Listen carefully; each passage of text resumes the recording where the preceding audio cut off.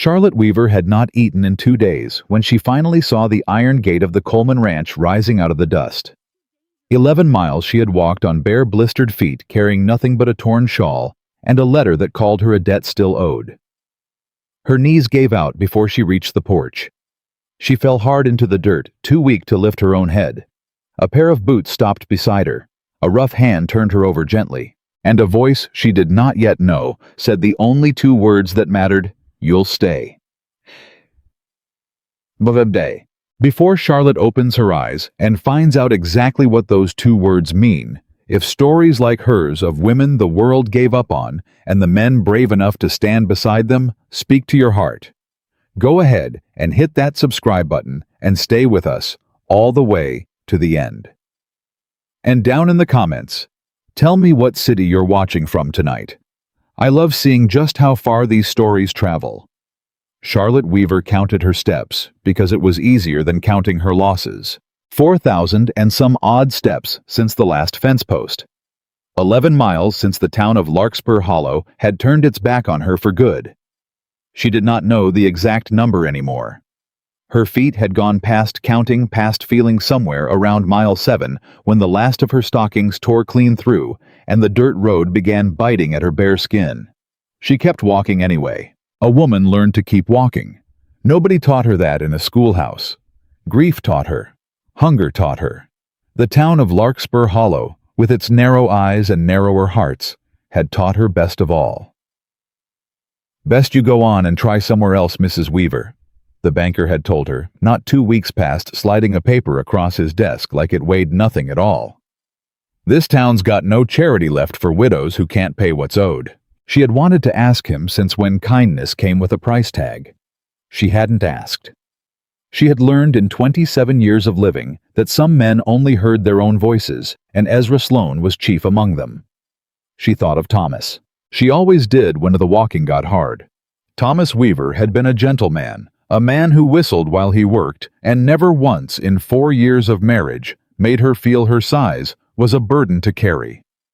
He used to say a woman's worth wasn't found on a scale that Charlotte's hands could coax more out of a garden and more out of a kitchen than any 3 women in the county put together, and he meant it every time he said it. Then the fever took him in November, quick and cruel, and left her alone with a mortgage she did not know existed and a signature at the bottom of it that was not, she would swear on her mother's grave, in her husband's hand.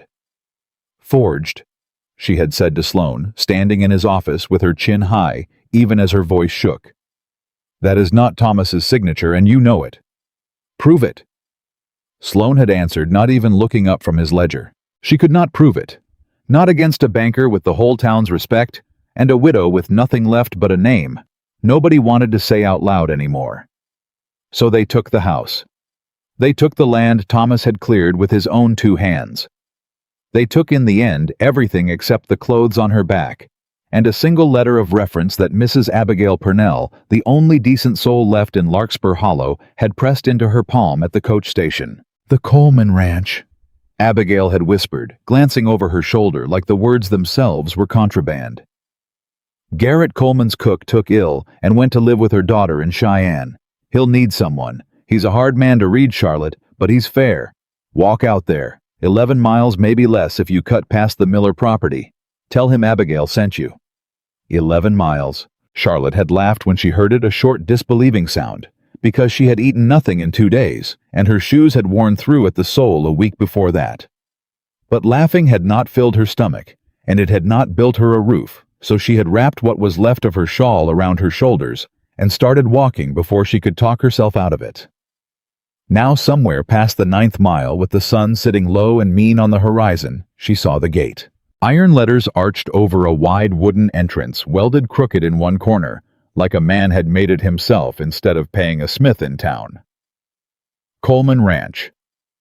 The letters read, and beneath them fields that rolled out gold and endless in every direction, cattle scattered across the grass like they owned more of the world than she ever would again. Her vision swam. She told herself it was only the sun. She told herself that all the way up the last stretch of road, one foot dragging after the other, her stomach twisting into something that no longer felt like hunger, and had started to feel like a fist closing slow around her ribs. She reached the gate. She would think later for the latch, though she never remembered her hand actually finding it.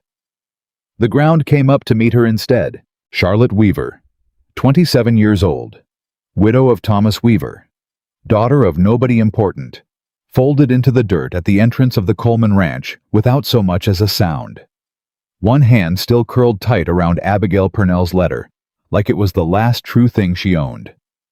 Garrett Coleman heard the dog before he heard anything else. Rufus, the old blue heeler, had been dozing under the porch overhang when his ears shot up and a low, insistent bark started up from the direction of the front gate.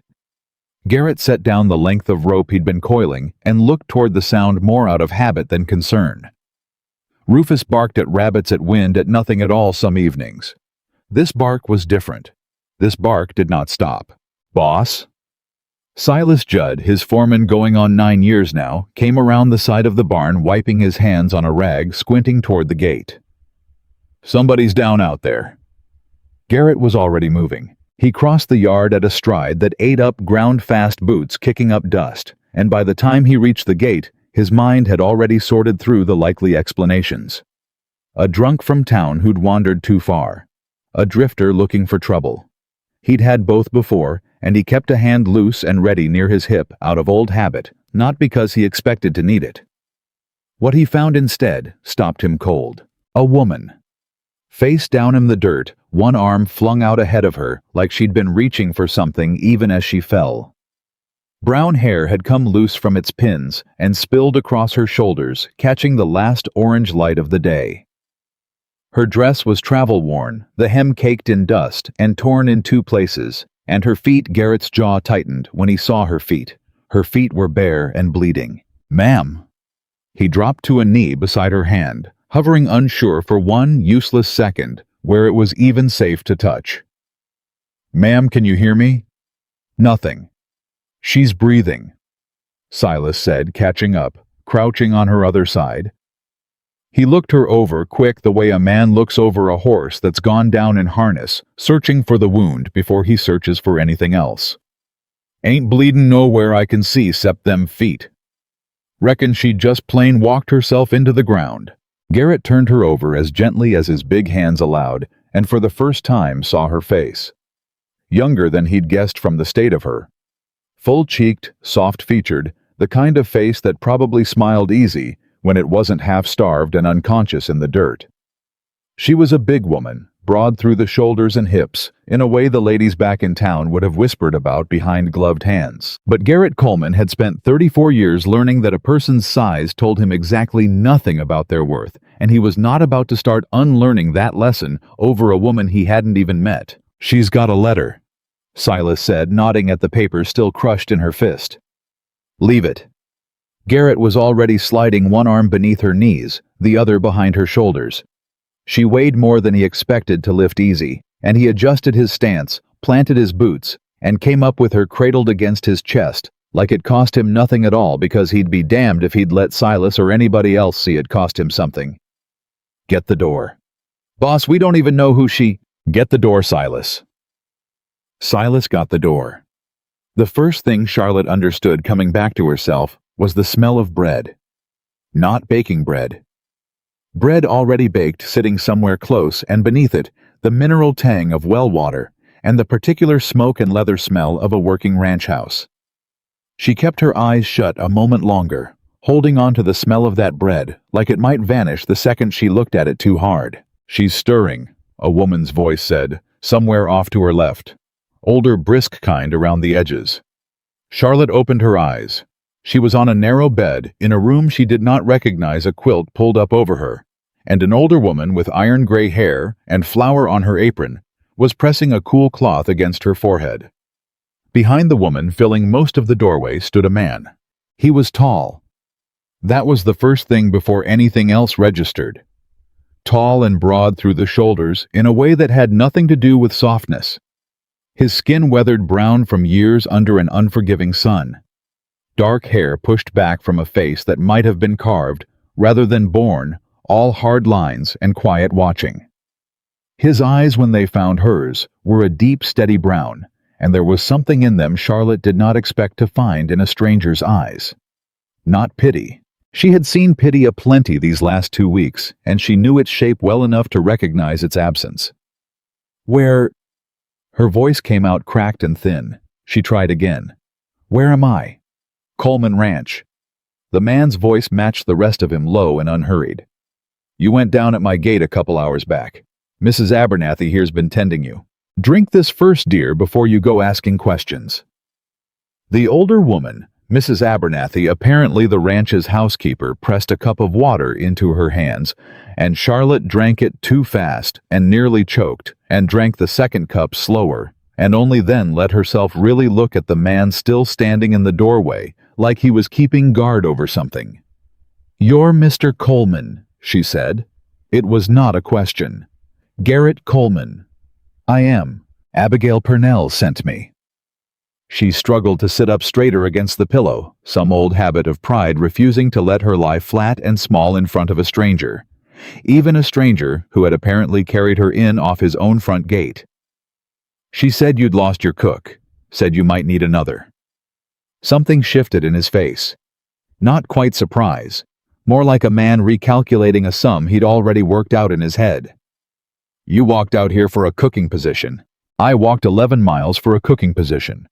Mr. Coleman and I intend to earn it, not be handed it out of pity, because I fainted at your gate like some fragile little thing out of a dime novel. The words came out sharper than she meant, fueled by 2 weeks of swallowed anger finally finding a place to land, and she saw Mrs. Abernathy's eyebrows lift toward her hairline. I apologize. That was ill-mannered. No. Something that was almost not quite the beginning of a smile touched the corner of Garrett's mouth. That was honest. I don't mind honest. My name is Charlotte Weaver. She held out a hand that was still shaking faintly from hunger she was doing her level best to ignore. I can cook for 40 men without a wasted scrap. I can bake preserve mend, and I have kept a household ledger balanced to the penny for 4 years running. I am not asking for charity, Mr. Coleman. I am asking for work. Garrett looked at her outstretched hand a long moment. Then he crossed the room and shook at his grip careful, like he'd already noted the raw state of her palms and did not intend to add to it. When'd you last eat, Mrs. Weaver? She hesitated, and that hesitation told him everything her pride would not. Thought so. He turned toward the door. Mrs. Abernathy, get her a plate, a full one. He paused, looking back at Charlotte with an expression she could not yet read, though she would come to know it well in the weeks ahead, the look of a man deciding something and deciding it for good. We'll talk terms once you've eaten, not before. She ate at the kitchen table 20 minutes later, and she ate like a woman who had learned the hard way not to trust that a meal would still be there if she looked away from it too long. Garrett sat across from her, a cup of coffee going cold in his hands, watching without seeming to watch the way a man watches cattle. He's counting without wanting them to know they're being counted. Silas tells me you had a letter, he said finally. Charlotte set down her fork. From Mrs. Purnell. It says I'm honest, hard-working, and that my former circumstances were no fault of my own character. She reached into the pocket of her dress, produced the crumpled paper, and slid it across the table. Garrett read it slow, the way a man reads something he intends to remember. Your former circumstances, he repeated, setting it down. Care to tell me what those were, Mrs. Weaver, or would you rather I not ask? She could have lied.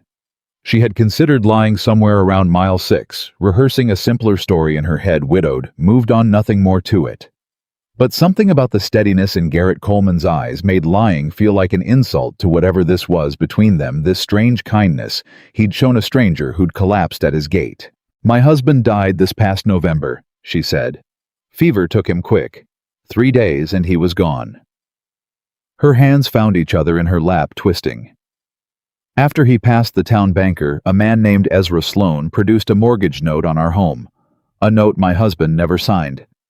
I know his hand, Mr. Coleman. I balanced his books for 4 years. That signature was not his. Garrett's jaw had gone tight, a muscle working at the corner of it. Sloan, he said, like the name tasted foul. You know him. Larkspur Hollow's bankers had his hand in half the ranches in this county at one time or another.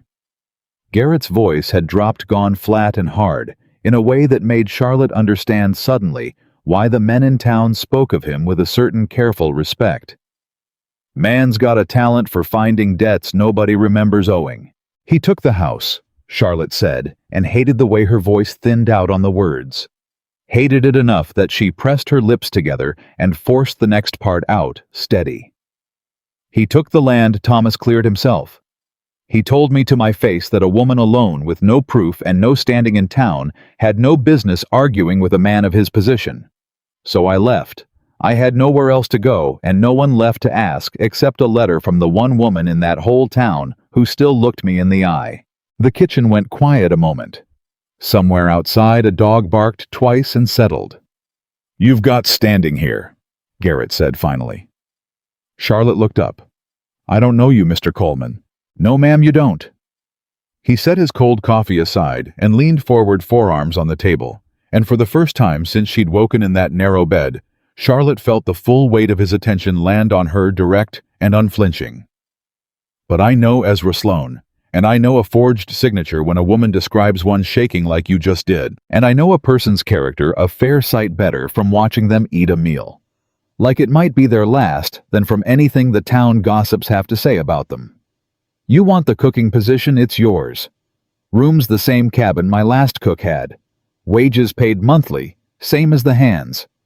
You'll answer to nobody in this house but me, and when I ain't around to Mrs. Abernathy." Just like that. Charlotte could hardly credit it. 2 weeks of doors closing, of eyes sliding away from her, of a town deciding her worth before she'd said a single word to defend it. And now this. A stranger's ranch, a stranger's kindness offered plain and without conditions. "Just like that," Garrett confirmed. "I judge a person by their work and their word, Mrs. Weaver. Not by the size of them, not by what some banker back in town decided to say about their circumstances. You want to prove yourself, you'll get every chance to. But you don't owe me gratitude for hiring a cook I genuinely need. That's just good business." It was not, Charlotte suspected, only good business. Something in the careful way he'd said it, like a man building a wall around a kindness he didn't want. Examined too closely told her there was more to Garrett Coleman than a rancher filling a vacant position. But she was too tired, too hollowed out from the walking and the weeks before it to press the question. "Thank you," she said instead, simple and plain, because it was true, even if he didn't want to hear it dressed up any further. Garrett nodded once like the matter was closed and rose from the table. "Rest tonight. Kitchen starts at 4:30. Men expect breakfast on the table by 5 sharp, and they are not a patient lot when they're hungry." "I won't disappoint you, Mr. Coleman." He paused in the doorway, looking back at her with that same unreadable expression from before. "Folks in this county have got a habit of underestimating people they've decided not to look at too close," he said. "I don't much care for that habit. Get some sleep, Mrs. Weaver." Word traveled fast on a working ranch, faster than a rider could carry it. And by the time Charlotte rose at 4 in the morning to light the kitchen stove, every hand on the Coleman spread already knew the boss had taken in a half-starved widow off the road and put her in charge of feeding them all. Not everyone approved. "A big gal like that cooking for a full crew." Charlotte heard the voice through the kitchen window, before the sun had even cleared the ridge low, but not low enough, belonging to one of the younger hands, a lanky boy named Pete, who couldn't have been more than 20. "Boss done lost his sense taking in strays off the road. You watch your mouth, boy." That was Silas, sharp enough to carry. "That woman walked 11 miles on bleedin' feet, 'stead of lying down and quittin'. Man wants to judge somebody's worth, he ought to start there." Charlotte kept her eyes on the stove and said nothing. Though her chest had gone tight and hot, with an old familiar shame, she'd hoped foolishly that 11 miles of walking might have left behind her in Larkspur Hollow. She would not let it show. She had breakfast on the table at 5 sharp, flapjacks, stacked high eggs, bacon, fried crisp biscuits with gravy thick enough to stand a spoon in coffee, strong enough to wake the dead. And she stood at the head of the table with her chin up, while 8 ranch hands filed in and stared at the spread like men who hadn't eaten a hot meal cooked with care in longer than they cared to admit. Nobody said a word for a full minute. Then a broad-shouldered hand named Dutch Gray at the temples, and missing 2 fingers on his left hand from some old accident he never spoke of, picked up a biscuit, tore it in half, and went very quiet and very still. "Lord have mercy," Dutch said low like it was a prayer. "Woman, marry me." The table burst into laughter, rough and easy, and Charlotte felt something in her chest loosen for the first time in 2 weeks. "I already buried one good husband, Mr. Dutch," she said, sliding a plate of eggs down the table. "I'll settle for you eating your breakfast before it goes cold." More laughter. Even Pete, red around the ears, ducked his head and reached for a biscuit without further comment. Garrett watched it all from the doorway, arms crossed, saying nothing. But Charlotte caught his eye once across the crowded table and saw unmistakably, this time the corner of his mouth curve up before he turned and walked back out toward the barn. The trouble came on the 4th day, riding in on a black gelding with a saddle too fine for honest ranch work. Charlotte was hanging wash behind the cabin when she heard the hoofbeats slow at the gate, and something in the sound, unhurried, entitled a man who expected the world to stop for him, made the back of her neck prickle before she'd even turned around. She turned around. Ezra Sloan sat his horse at the edge of the yard, dressed in a fine black coat, entirely wrong for the heat. A leather satchel of papers tucked under one arm like a weapon. He was only waiting for the right moment to draw. "Mrs. Weaver." He touched the brim of his hat, and the gesture, which might have looked courteous from any other man, felt to Charlotte like a slap dressed up in manners. "I did wonder where you'd got yourself off to. Took some doing tracking you clear out here." Her hands went still on the wet linen in her grip. "What do you want, Mr. Sloan?" "Same as I've wanted since November, Mrs. Weaver. What's owed?" He swung down off his horse with the easy confidence of a man who had never once in his life had a door closed in his face. $312 by my ledger plus accruing interest, and I understand you've found yourself gainful employment. Regular wages. That's good. That's very good. Makes collection a good deal simpler than chasing a woman with nothing to her name. I owe you nothing." Charlotte set the laundry basket down, slow, deliberate, buying herself a moment to steady her voice. "That mortgage was forged, and you know it was forged, same as you knew it the day you slid that paper across your desk and told me to prove otherwise. I know no such thing." Sloane's smile did not waver. "I know a signed note, and I know a widow who's run out of places willing to take her in. This is the last one, isn't it? Ranch out here's your last stop before you're back on the road with nothing." He glanced past her toward the main house, toward the barn, where the ring of a hammer on metal had gone suddenly noticeably silent. "I'd hate for Mr. Coleman to find out he's harboring a debtor. Man's got a reputation to think of. Wouldn't want folks in town saying he's the type to shelter a woman skipping out on what she's owed." "She's not skipping out on anything." Garrett's voice came from behind her, low and even, and carrying the particular stillness of a man who had walked up quiet and heard every word he needed to hear. Charlotte turned. He'd come from the barn, sleeves still rolled to the elbow, a hammer set down somewhere behind him, and every hand within earshot. Silas Dutch, Pete, 3 others she hadn't yet learned the names of, had drifted into the yard behind him without a single one of them making a show of it. "Mr. Coleman." Sloane's smile thinned just slightly. "This doesn't concern your operation. This is a matter between myself and Mrs. Weaver regarding a debt. A debt you can't prove." Garrett stopped a few feet off, close enough that Charlotte could feel the shift in the air, the way the whole yard seemed to reorganize itself around him without anyone giving an order. "Mrs. Weaver told you that signature wasn't her husband's. I've read enough contracts in my life to know a forged one when I hear the details laid plain. You want to collect a debt, Sloan, you bring a judge, and you bring proof. Otherwise, you're trespassing on my land, harassing a woman in my employ, and I'd take that considerably personal." Sloane's eyes flicked from Garrett to the row of hands standing quiet and unmoved behind him, and something in his calculation visibly shifted.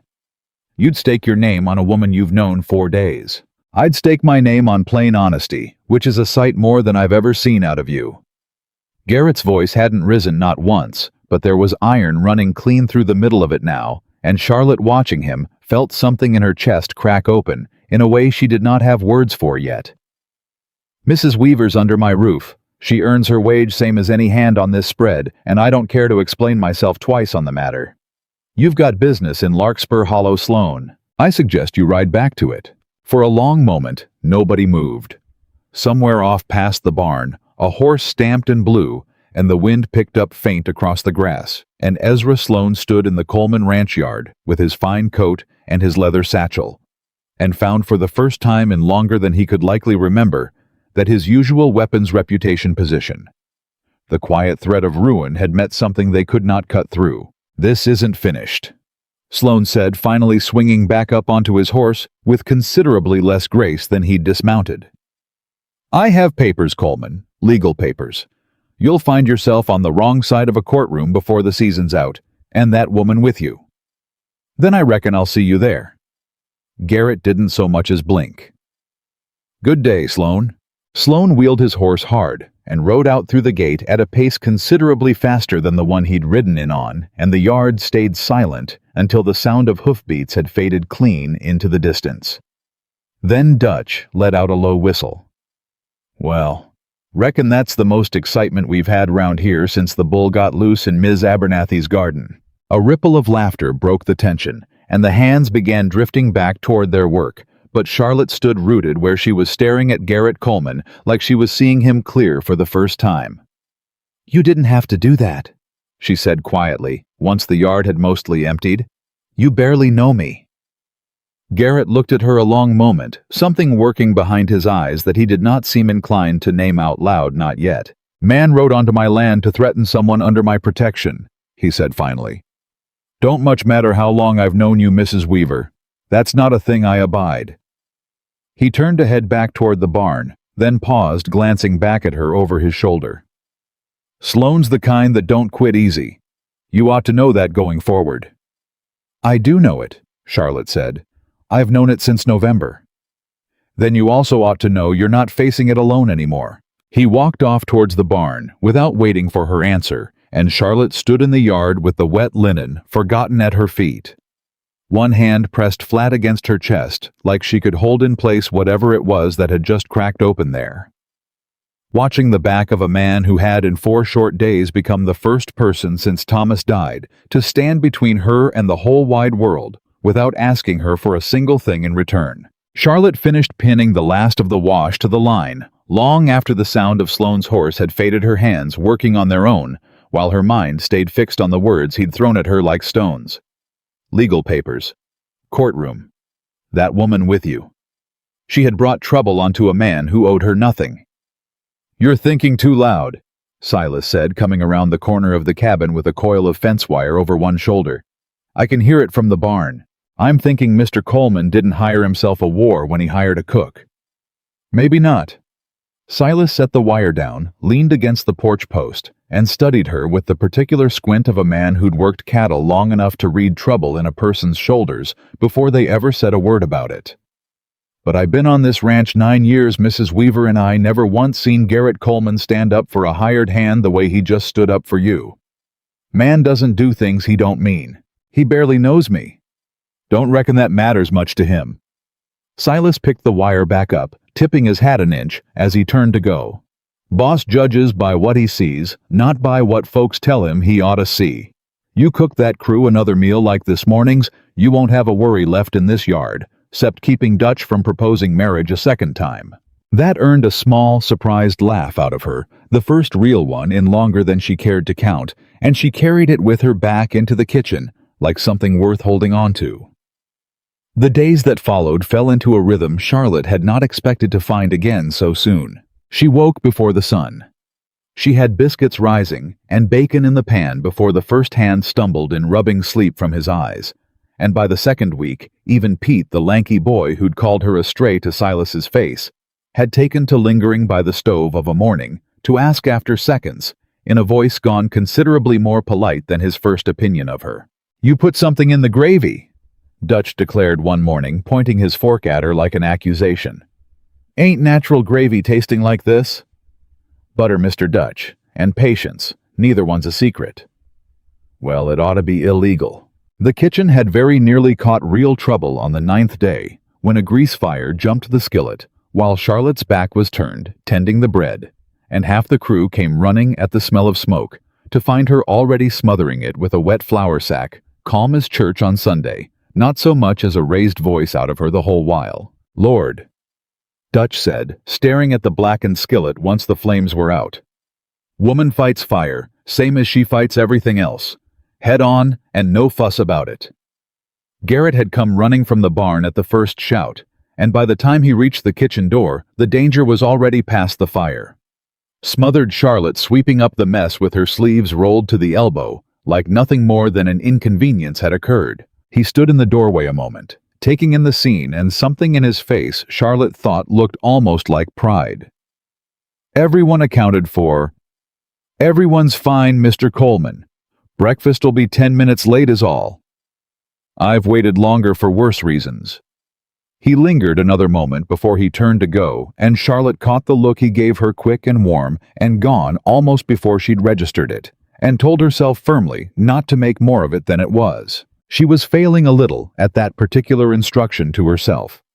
It was 2 evenings later, with the crew fed and the kitchen swept, and the sky gone the deep, bruised purple of a Wyoming dusk, that Charlotte found Garrett sitting alone on the porch steps.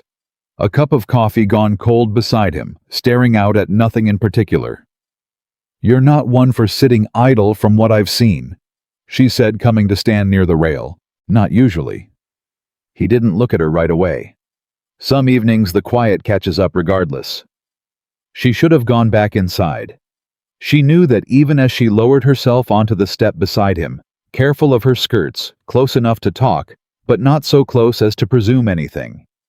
But something about the set of his shoulders, the particular loneliness in a man who owned more land than most people in the territory, and still sat alone every night with a cold cup of coffee, made her stay. "You lost someone," she said. It was not quite a question. Garrett's jaw worked a moment before he answered. "Rachel. 10 years back this spring." He turned the cold cup in his hands, not drinking it. "We were to be married. Fever took her the same way it took your Thomas near enough. 3 weeks before the wedding." He said it plain, without drama, the way a man says a thing he has said to himself so many times in the dark that it has worn smooth. "I built this ranch up big in the years since. Told myself the work was the point. Told myself that a good long while. And now," he looked at her then, and Charlotte felt the full weight of that steady brown gaze land on her direct, in a way that made her chest go tight and warm all at once. "Now, I'm not so sure the work was ever the point," he said quietly. "Not the whole of it anyway." "What was she like?" Charlotte asked, gentle, ready to let the question drop if he didn't want it. He didn't drop it. "Stubborn. Quick to laugh. Never once let me win an argument just because I was bigger than her." A ghost of a smile crossed his face there and gone. "She'd have liked you, I think. She never had much patience for folks who judged a person before they'd earned the right to." "I'm sorry you lost her. I'm sorry you lost your Thomas." He turned the cup once more in his hands, then set it down for good. Funny thing about grief. Man thinks it's going to flatten him permanent. Then one evening he's sitting on his own porch steps talking to a woman he's known less than a month, and it doesn't feel so much like drowning anymore. Charlotte's breath caught quiet in her chest. "That's a dangerous thing to say to a woman, Mr. Coleman." Wasn't trying to be careful about it. He glanced at her sideways, something warm and unguarded in his eyes that she had not seen from him before. "Careful hasn't gotten either one of us very far these last 10 years, has it?" She had no answer for that, none she trusted herself to speak aloud, and so she let the silence carry the weight of it instead. Neither of them said anything further after that. The silence that followed was not uncomfortable. It sat between them like something new and careful being built one board at a time, and Charlotte found she did not want to be the one to disturb it. It was Rufus barking sharp at the gate that broke the moment instead.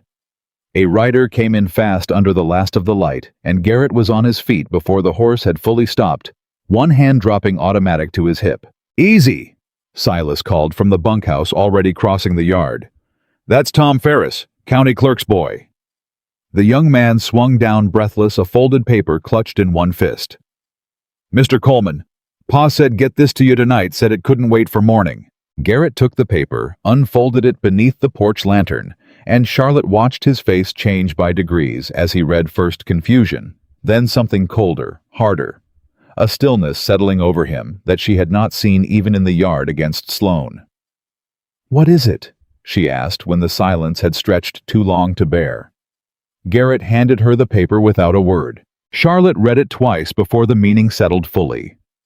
A filing at the county courthouse dated that very afternoon, naming Charlotte Weaver as a debtor, with an outstanding note of $312, and beneath it a second notice, filed the same hour questioning the boundary survey on the original Coleman land grant, citing an irregularity in a deed transfer some 20 years past, long before Garrett had ever taken over the ranch from his father. "He's not just coming after me," Charlotte said slowly, the paper trembling in her hands. "He's coming after your land." "Looks that way." Garrett's voice had gone flat, controlled in the particular way of a man holding something dangerous very still. "Mr. Coleman?" Tom Ferris shifted his weight clearly, wishing to be anywhere else.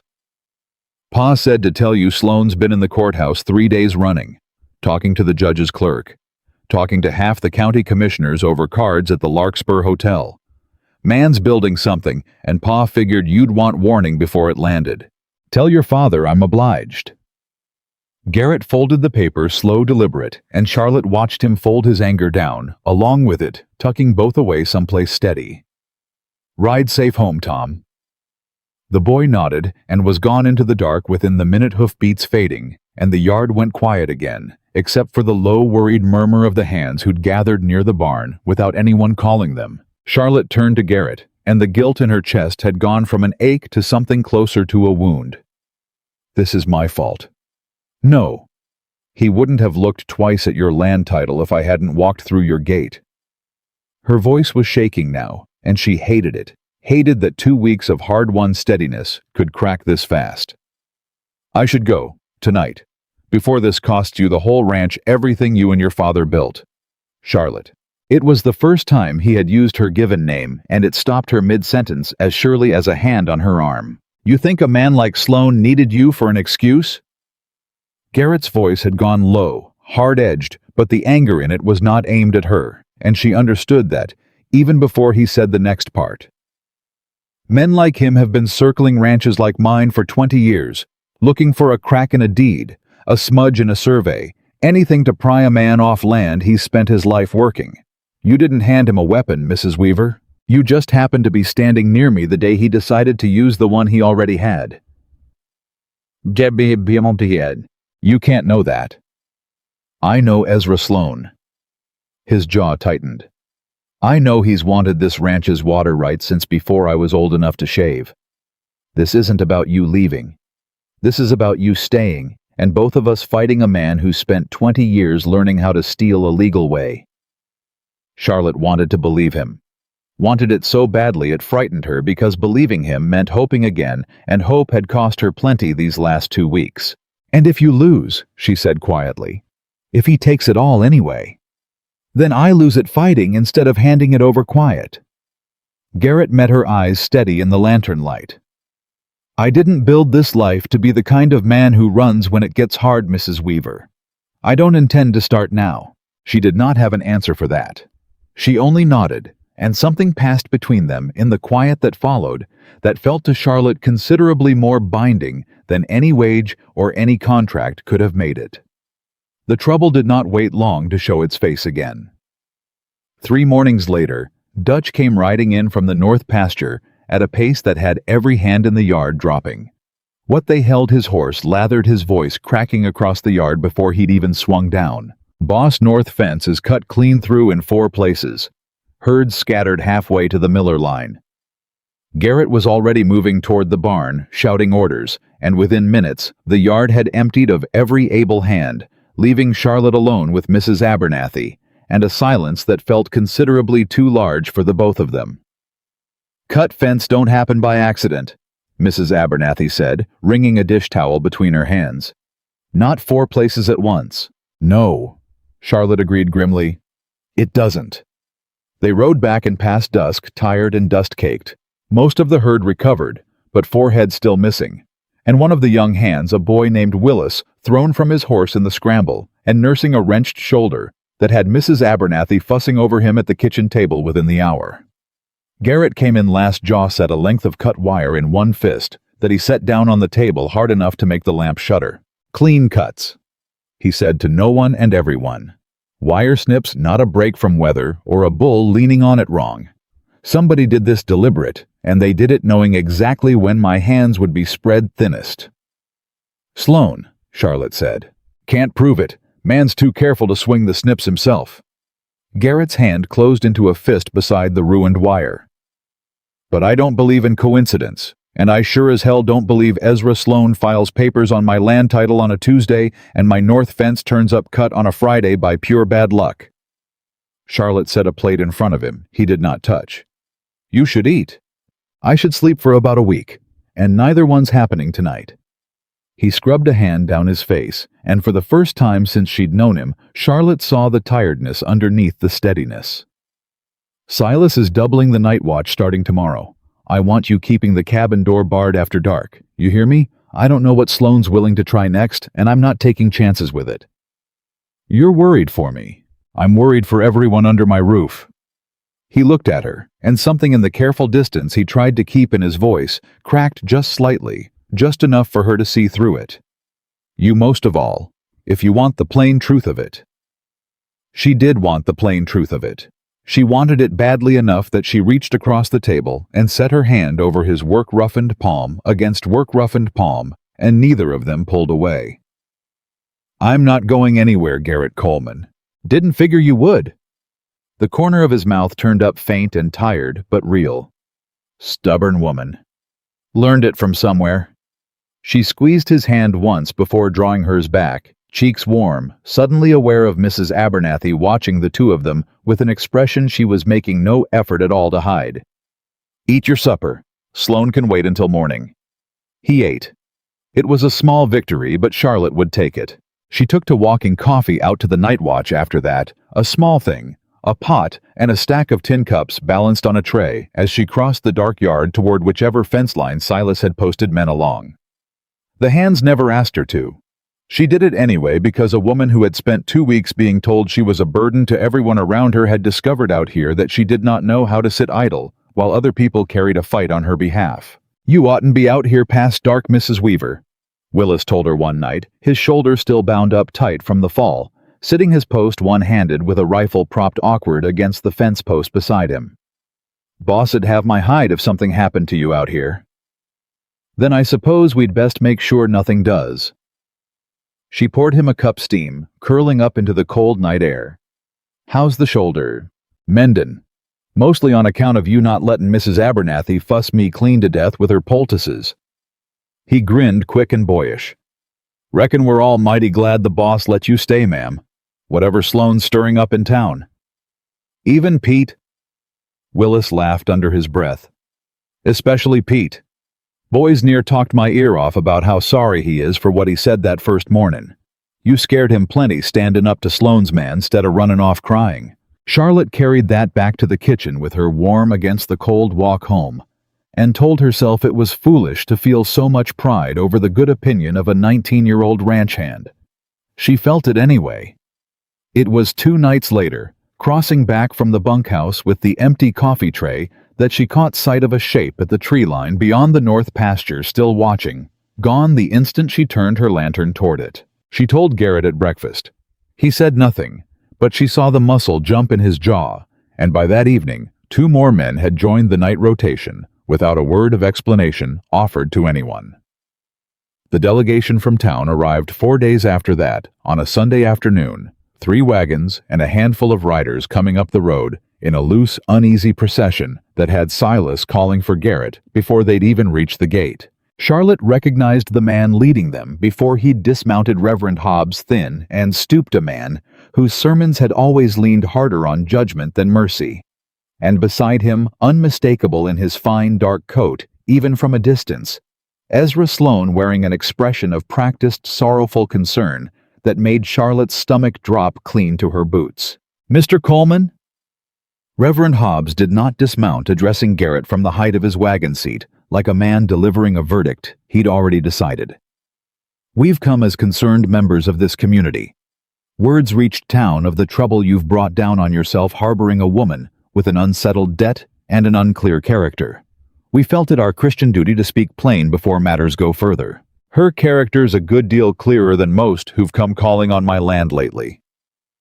Garrett stood at the center of the yard, arms crossed, every hand on the ranch, drifting up quietly behind him, the way they'd done for Sloan alone in the yard days before. "Say what you came to say, Reverend, and then I'll thank you to be on your way. The town is prepared to overlook this lapse in judgment." Sloan cut in smoothly before the Reverend could answer. "If Mrs. Weaver returns to Larkspur Hollow to settle her affairs properly. Continued harboring only deepens the appearance of impropriety." "Mr. Coleman, folks are already talking. A respected rancher, an unmarried woman under his roof debts, unpaid. Surely you see how it looks." "I don't much care how it looks." Garrett's voice carried flat and cold across the yard, loud enough that every man and woman gathered there heard it plain. "I care how it is. And what it is a decent, hard-working widow who walked 11 miles rather than lie down and quit, and a banker who spent 2 weeks trying every crooked angle he can find to run her off my land because she's the one witness left who can call his forged paperwork exactly what it is." A murmur ran through the wagons. "That's a serious accusation, Coleman." Sloan said, his composure slipping the smallest fraction. "It's the truth, and you know it better than anyone standing in this yard." Garrett took a step forward, and Charlotte, watching from the porch, with her heart hammering, saw the whole delegation shift back half a pace without seeming to notice they'd done it. "You want to talk about appearances? Reverend, let's talk about a banker who rides out to a working ranch to threaten a widow, then rides back to town to gather a mob of good Christian folk to finish the job for him. That's the appearance I'd be concerned with were I in your boots." Nobody answered him. "Mrs. Weaver stays," Garrett said into the silence that followed. "She's under my protection. She's earning an honest wage, and any man who's got a legitimate legal claim against her is welcome to bring it before a judge with actual proof, instead of a wagon load of gossip. Until then, I'll thank every last one of you to get off my land." The delegation did not linger. Wagons turned one by one in a silence considerably more chastened than the confidence with which they'd arrived. Reverend Hobbs muttering something about prayer that nobody troubled themselves to answer. Sloan lingered longest, his eyes finding Charlotte where she stood on the porch, and the look he gave her before he turned his horse was not defeat. It was patience. The patience of a man who had simply decided to try a different road toward the same destination. "This isn't over," he said, quiet enough that only Charlotte closest to the porch rail caught the words clearly. "You'll see that soon enough, Mrs. Weaver." Then he was gone, riding out after the wagons, and the yard slowly loosened back into its ordinary rhythm, hands drifting back to chores, Mrs. Abernathy exhaling a breath she'd clearly been holding the whole confrontation through. "Well, I never—" Mrs. Abernathy said, pressing a hand flat to her chest as she climbed the porch steps. "Reverend Hobbs riding out here like the Lord himself sent him. I've half a mind to skip services this Sunday just to spite him. You'll do no such thing, and you know it." Charlotte's voice came out unsteady, despite her best efforts, the fear only now catching up with her now that the danger had ridden off down the road. "Maybe not." Mrs. Abernathy patted her arm, brisk and warm. "But I'll enjoy thinking on it. That man's needed taking down a peg since before you were born, dear, and Mr. Coleman just did it plainer than any sermon I've sat through in 20 years. Silas ambled past with a low whistle of his own, tipping his hat toward Charlotte as he went. "Reckon the whole county'll hear how that went by Tuesday. Boss don't often raise his voice. When he does, folks tend to remember it." Garrett found Charlotte on the porch a few minutes later, the fight still simmering visible behind his eyes, even as his shoulders came down slow from where they'd been set hard through the whole exchange. "You didn't have to say all that," Charlotte said softly. "About the forged papers, in front of the whole town. Wasn't going to stand in my own yard and let a man like Sloan dress up a lie as Christian concern." He came to stand beside her at the rail, close enough that she could feel the warmth of him even in the afternoon sun. "You've had enough folks decide who you are without asking Charlotte. I wasn't about to be one more." She did not trust her voice enough to answer that properly, so she simply reached for his hand again, and this time, neither one of them pretended it meant anything less than it did. 3 quiet days passed, after that days almost peaceful enough that Charlotte let herself hope Sloan's patience had finally run its course. Garrett rode to the county courthouse himself on the second of those days, papers of his own tucked under his arm, and came back tight-lipped and unwilling to say more than that the fight was scheduled and lawyers had been retained on both sides. Charlotte did not press him for details he wasn't ready to give. She had learned watching him that Garrett Coleman carried his worries the way he carried everything else, alone and quiet, until he'd worked out exactly what to do about them. It was well past midnight on the third night when Rufus began barking at the edge of the yard, low and steady and wrong in a way that had Charlotte sitting bolt upright in her narrow cabin bed before she'd even fully woken. She heard boots pounding across the porch. A raised voice. Silas's sharp with an urgency she had never once heard in it before, cutting through the dark. And beneath it, rising fast, unmistakable, even through the cabin walls, a sound that turned her blood to ice before her mind had fully caught up to naming it. The crackling hiss and roar of something catching fire, close and growing. Charlotte was out the cabin door before she'd found her second boot running barefoot across the yard toward a sky gone orange at the edges, the barn's east wall already swallowed in flame that climbed fast and hungry toward the hayloft. "Bucket line!" Silas was already shouting at hauling men out of the bunkhouse by the collar if they moved too slow. Well, to the trough to the barn move. Garrett came around the corner of the house at a dead-run shirt, still half-buttoned, and didn't so much as slow down at the barn doors before he vanished through them into the smoke. "Garrett!" Charlotte's voice tore out of her raw and helpless, and Dutch caught her arm before she could follow him in. "Horses, ma'am. He's after the horses. Man knows what he's doing." Dutch's grip was firm, not unkind, but it did not loosen.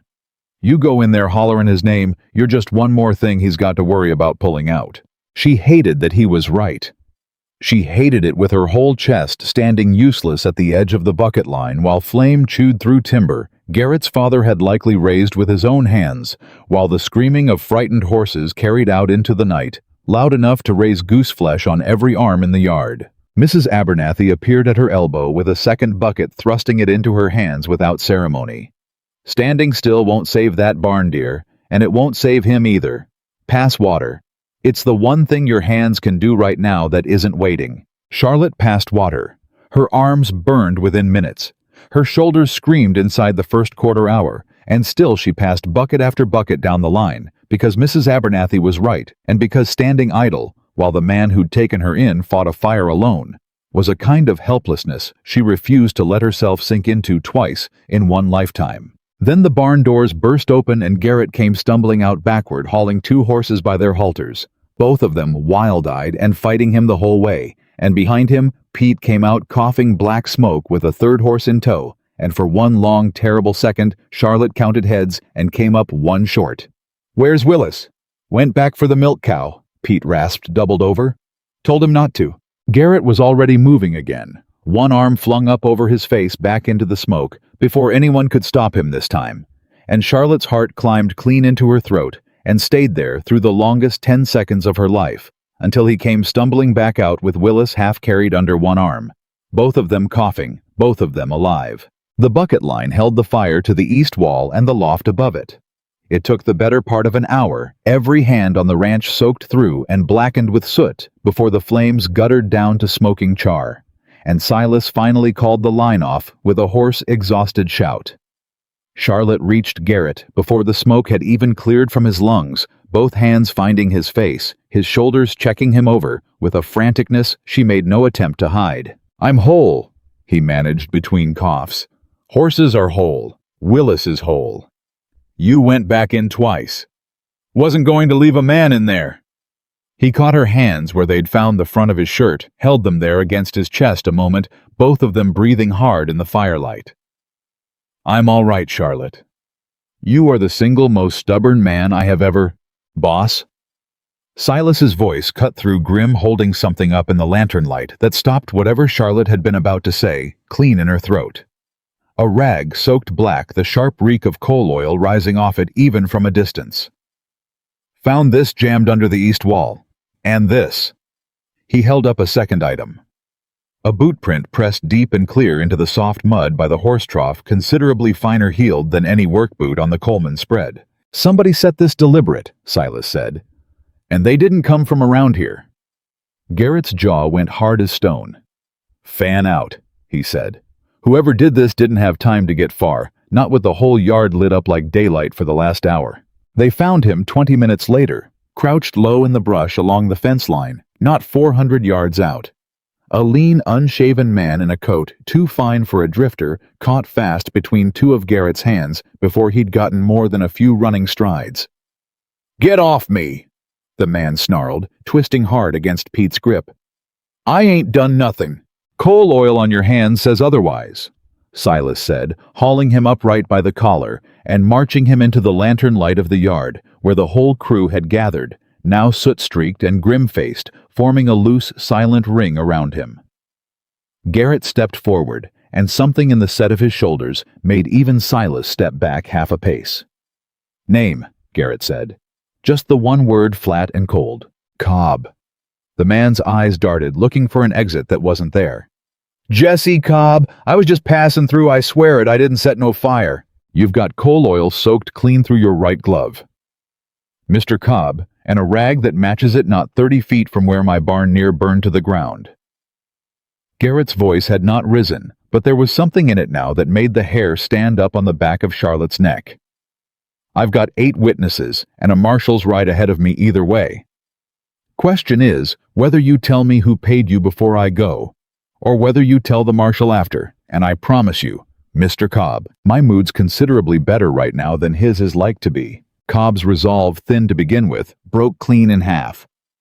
"Sloan." He said the word tumbling out fast, desperate to get it said before he lost his nerve entirely. "Ezra Sloan.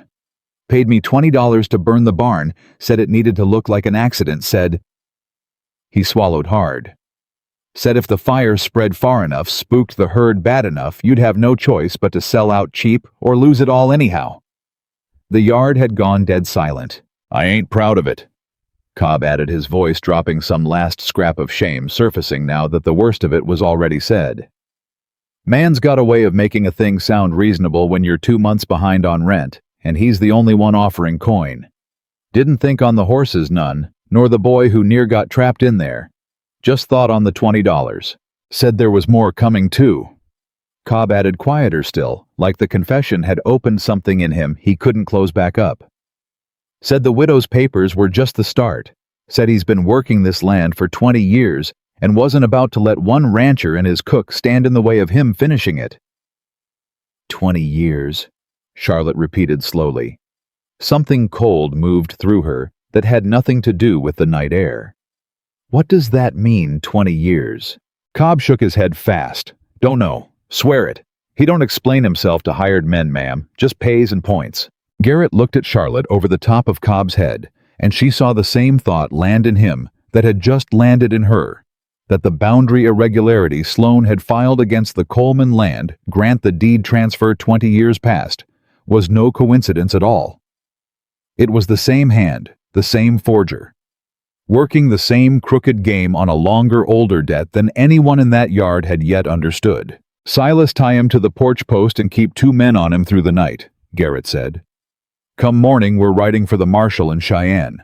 County judge and sheriff both eat supper at Sloan's table twice a month, near as I've ever seen, and I won't hand a confession like this to a man who'll lose the paperwork inside a week."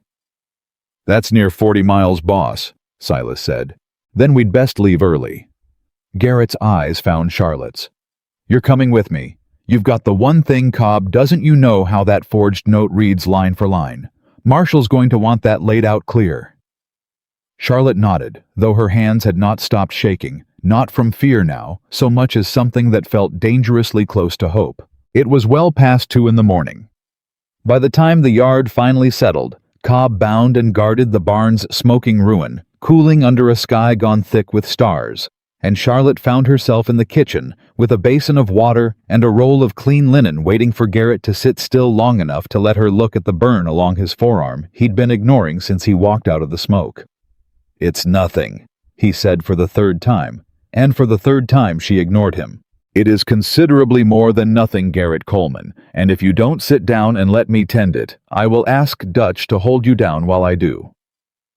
That got a tired huff of laughter out of him, and he sat. She worked in silence a while, cleaning the burn with careful hands, aware every moment of how close they sat, how the lantern light caught the exhaustion carved deep into his face, and did nothing at all to make him less handsome for it. He watched her work without complaint, without flinching his eyes on her face, rather than his own arm. "You went in that barn twice," she said quietly, winding linen around the burn. "For horses, for Willis. You didn't think twice either time. Didn't have time to think twice." "That's not what I mean." She tied off the bandage, but didn't let go of his arm right away. "I mean, you're the kind of man who runs toward the fire instead of away from it. I've known that about you since the day you stood in your own yard and told a whole town off on my account. But watching you walk back into a burning building without a moment's hesitation, Charlotte." His free hand came up gentle, tilting her chin so she'd look at him instead of the bandage. "I wasn't running toward the fire tonight because I don't value my own life. I ran toward it because there were people in that barn who matter to me. You're one of them. Have been since before I'd rightly admit it to myself." She did not trust herself to answer in words. She answered instead by leaning into the hand still cupped along her jaw, and for one suspended moment, in a kitchen that smelled of smoke and coal oil and clean linen, neither one of them moved at all. Then Rufus barked once sharp at the porch, and the moment broke as gently as it had begun. Both of them pulling back, both of them a little breathless. "Get some sleep," Garrett said low. "We ride at first light." They rode out at dawn with Cobb bound and mounted between two of Garrett's hands, Charlotte beside Garrett at the front of the small procession, the forged mortgage note folded careful in her pocket alongside Abigail's letter. Both of them silent for the first several miles, the weight of what lay ahead settling heavy over the whole party. They stopped once near midday to water the horses at a shallow creek crossing, and Charlotte found herself standing beside Garrett at the bank, while the others rested a stone's throw off. Cobb slumped miserable in his saddle under Silas's watchful eye. "You're quiet," Garrett said. "I keep thinking on what Cobb said. 20 years. She watched the water run clear over the stones, her own reflection broken and reformed with every ripple. "I spent 2 weeks thinking I was the only one Sloan ever ruined. Now I find out he's been doing this since before I was old enough to understand what a mortgage even was. Doesn't make what happened to you and Thomas any less cruel. No, but it makes it bigger than me. Bigger than just wanting my house back." She looked over at him, the morning light catching the tired lines of his face, the burn still wrapped careful beneath his sleeve. "If the marshal takes this seriously, if he truly means to go after 20 years of it, that's not just my fight anymore. Or yours." "No," Garrett agreed quietly. "It's every family Sloan's ever robbed a signature from. Every rancher who sold out cheap because he made them believe they had no other choice." He reached over, brushing a strand of hair back from her face, with a gentleness that felt entirely at odds with the hard set of his jaw. "You walked 11 miles to ask a stranger for work, Charlotte. Turns out you might end up being the reason half this territory finally gets its land back." She did not know what to say to that, so she said nothing at all, and let him take her hand instead as they mounted back up and rode on. They were perhaps 15 miles out, cutting through a stretch of low scrub, where the road narrowed between two ridgelines when Garrett's hand shot out suddenly and closed hard around Charlotte's reins, pulling her horse up short. "Riders," he said low. 3 of them, coming up fast from the east ridge. Silas was already reaching for his rifle. "Sloan's men." "Only one way to find out." The 3 riders broke from the tree line at a hard gallop, closing the distance fast, and Charlotte's stomach dropped clean through the saddle when she recognized the man in front. Not Sloan himself, too careful for that, but a broad-shouldered gun hand she'd seen once before lingering outside Sloan's bank in Larkspur Hollow with the particular idle menace of a man paid to be menacing. "That's far enough," the lead rider called, reining up 30 yards out, a rifle already resting easy across his saddle horn. Mr. Sloan sends his regards and a message. Hand over the prisoner, and nobody on this road needs to get hurt today. Cobb's under my custody riding to the marshal in Cheyenne." Garrett's voice carried flat and even across the distance, though Charlotte could feel even seated beside him, the coiled readiness running through him like a wire pulled tight. "You're welcome to ride to Cheyenne yourself and take it up with the law there." Mr. Sloan don't much care for that particular suggestion. The gun hand's rifle came up an inch casual deliberate. "Now I'd sooner not shoot a rancher and a lady off their horses in broad daylight on account of it makes an awful mess of a man's morning. But I will Coleman if you push me to it. Hand over Cobb." Charlotte felt the world narrow down to a single terrible point, her pulse hammering loud enough to drown out even the wind. Beside her, Garrett had gone utterly still, and when he spoke again, his voice had dropped into a register she had not heard from him before, quiet level and absolutely without give. "You've got a rifle pointed at a woman who walked 11 miles on bleeding feet rather than let a man like Sloan break her," Garrett said. "And you're betting your life that I'll hand over the one piece of proof that puts him behind bars before I let something happen to her. I'd think hard on that bet if I were you, because I promise you, I've got considerably less to lose than you think, and considerably more reason to make sure you regret drawing that rifle." "Big talk for a man outnumbered 3-5, the gun hand said, though something in his voice had thinned. 5-5, you mean?" Silas's voice came from just behind, and Charlotte realized, glancing back, that every hand who'd ridden with them had spread out quiet across the road, rifles up, forming a loose, deadly line that had not been there a moment before. "Reckon you didn't count on all of us, mister." The standoff held for 3 of the longest seconds Charlotte had ever lived through, the gun hand's eyes flicking across the line of raised rifles, doing the same grim arithmetic every man in that road was doing. "You'd truly risk 5 men's lives over one hired drifter," the gun hand said, though his voice had thinned considerably from where it started. "I'd risk considerably more than that." Garrett's tone hadn't changed a single degree. "Cobb's not the one I'm protecting today, mister. He's just the reason the fight found us on this particular stretch of road. Now, you can ride back to Sloan and tell him his hired gun looked 5 rifles in the eye and decided living was worth more than his wages, or you can find out today exactly how much I meant what I said. Your choice. I'm not asking twice." Somewhere behind Charlotte, she heard the unmistakable click of a rifle being cocked. Unhurried, deliberate Dutch, she realized, missing 2 fingers, and still perfectly capable of making the point plain. Then, slow and furious, he lowered his rifle. "Sloan's not going to forget this," he said, backing his horse a step. "Good." Garrett didn't blink. "Tell him I said so myself." The 3 riders wheeled and rode back east the way they'd come, and the road stayed silent a long moment after, nobody quite willing to be the first to breathe easy. "You could have been killed," Charlotte said once she'd found her voice again, her hands still shaking hard around her reins.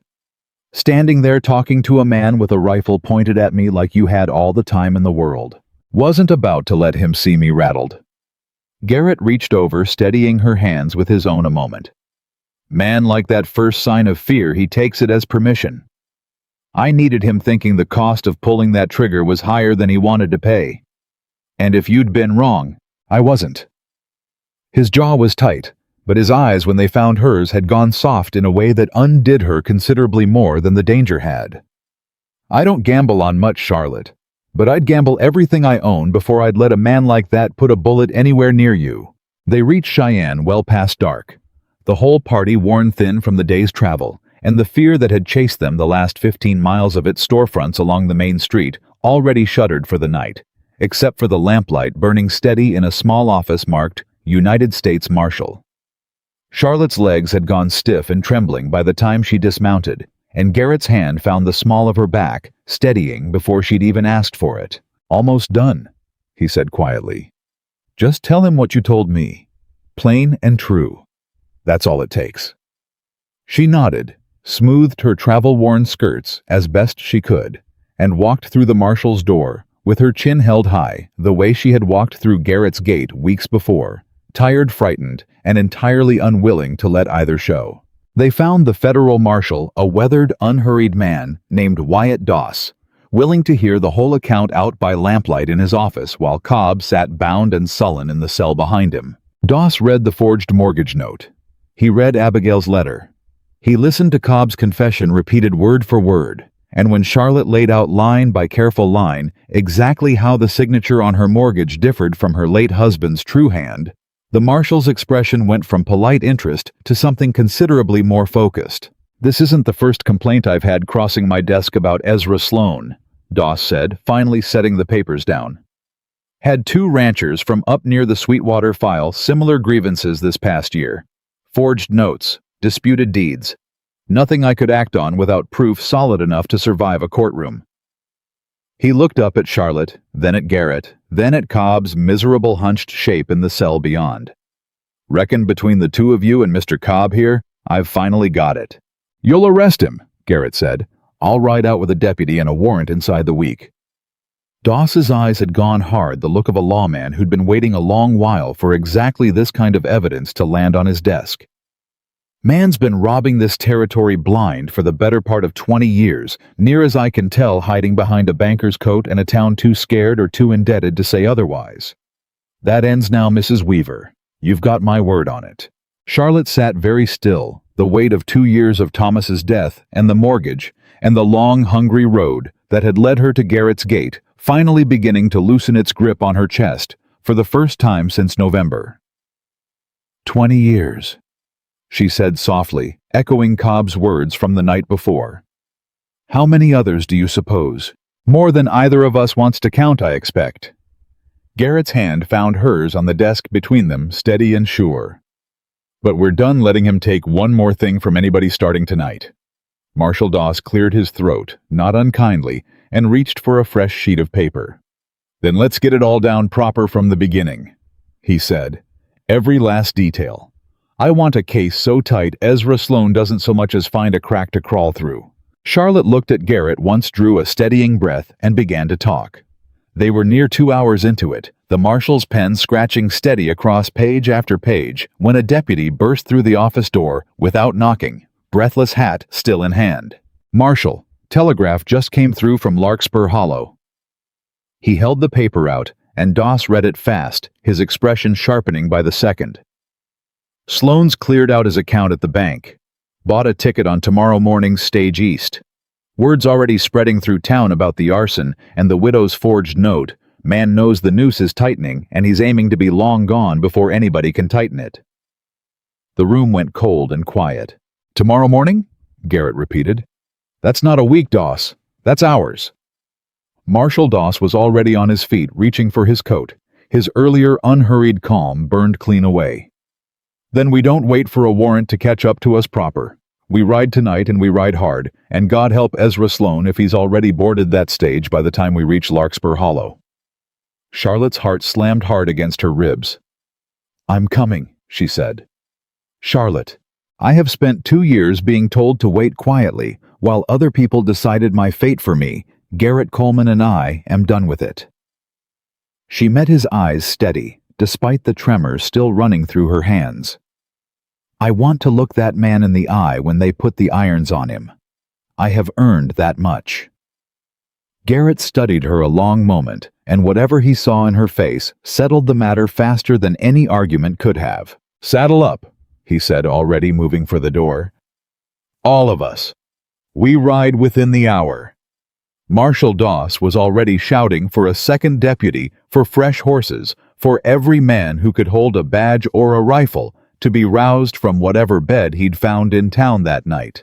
And within the hour, the whole company was mounted and moving hard through the dark toward Larkspur Hollow, toward a morning stage that would either carry Ezra Sloan away clean or carry him nowhere at all. Charlotte rode at Garrett's side through the cold, star-thick night, exhaustion burned clean out of her by something fiercer and steadier that had taken its place and found somewhere in the pounding rhythm of the horse's hooves that she was no longer afraid of what the morning might bring.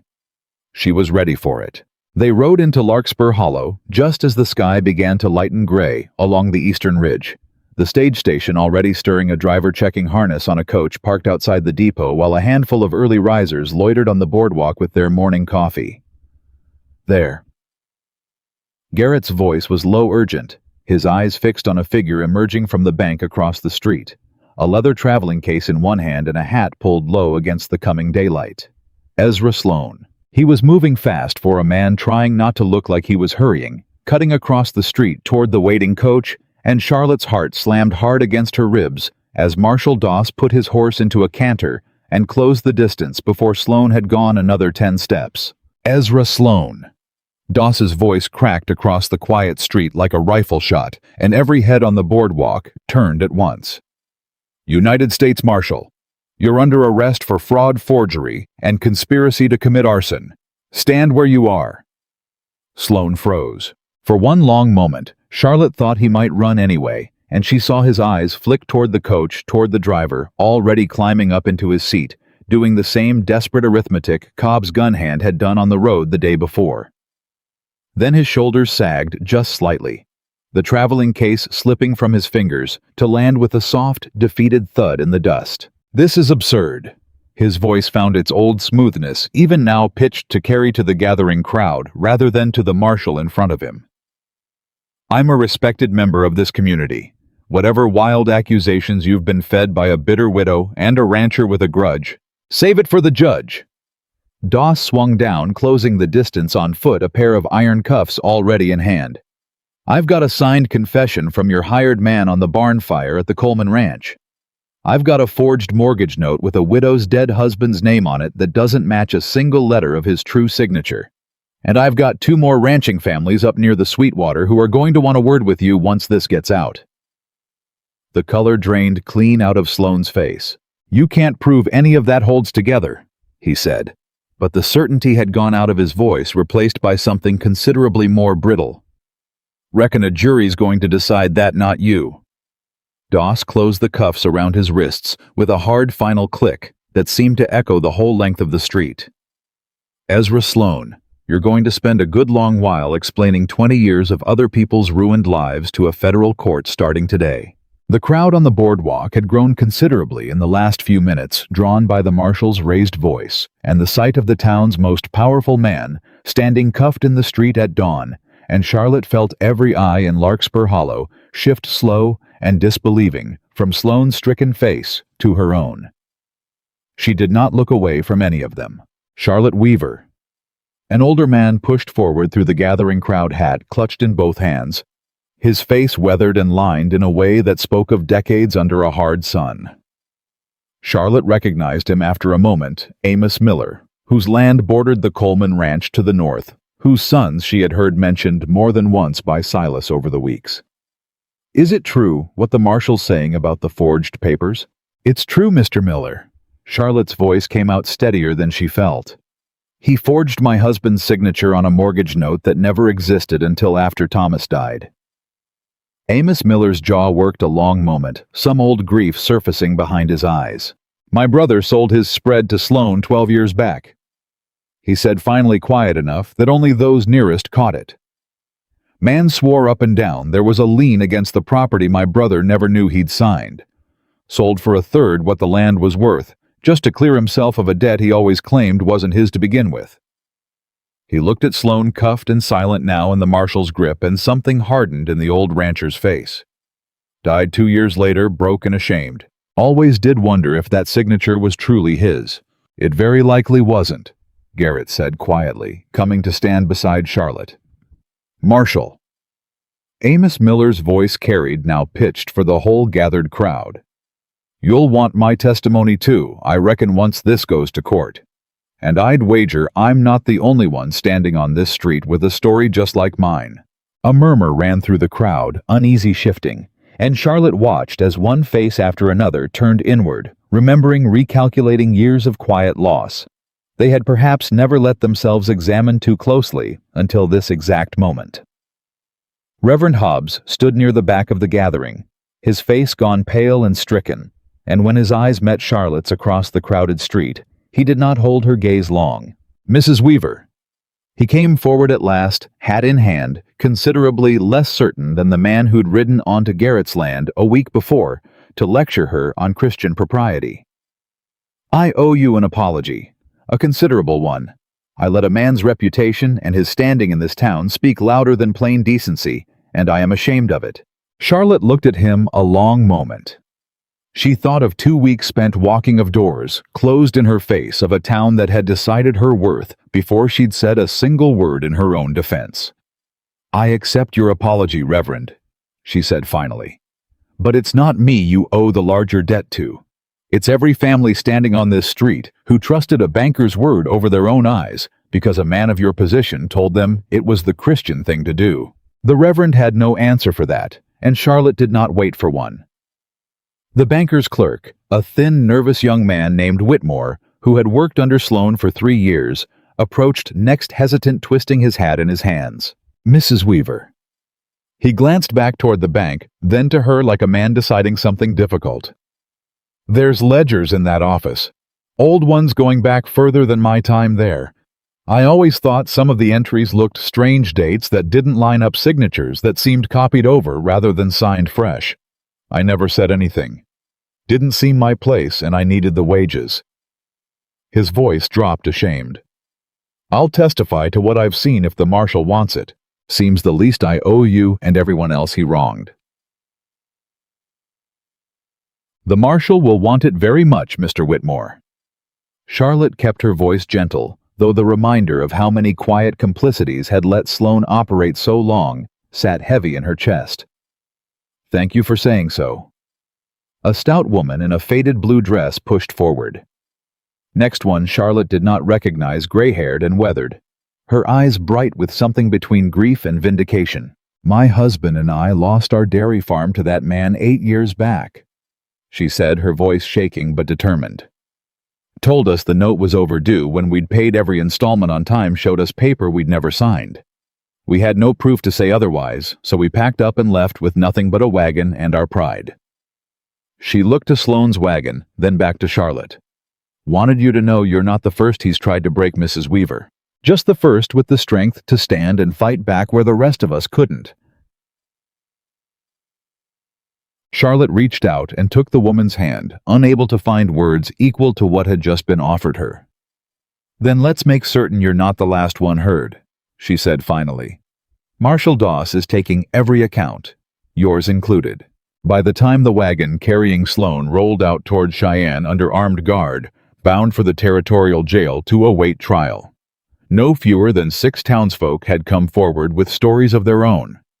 Each one a small aching echo of Charlotte's.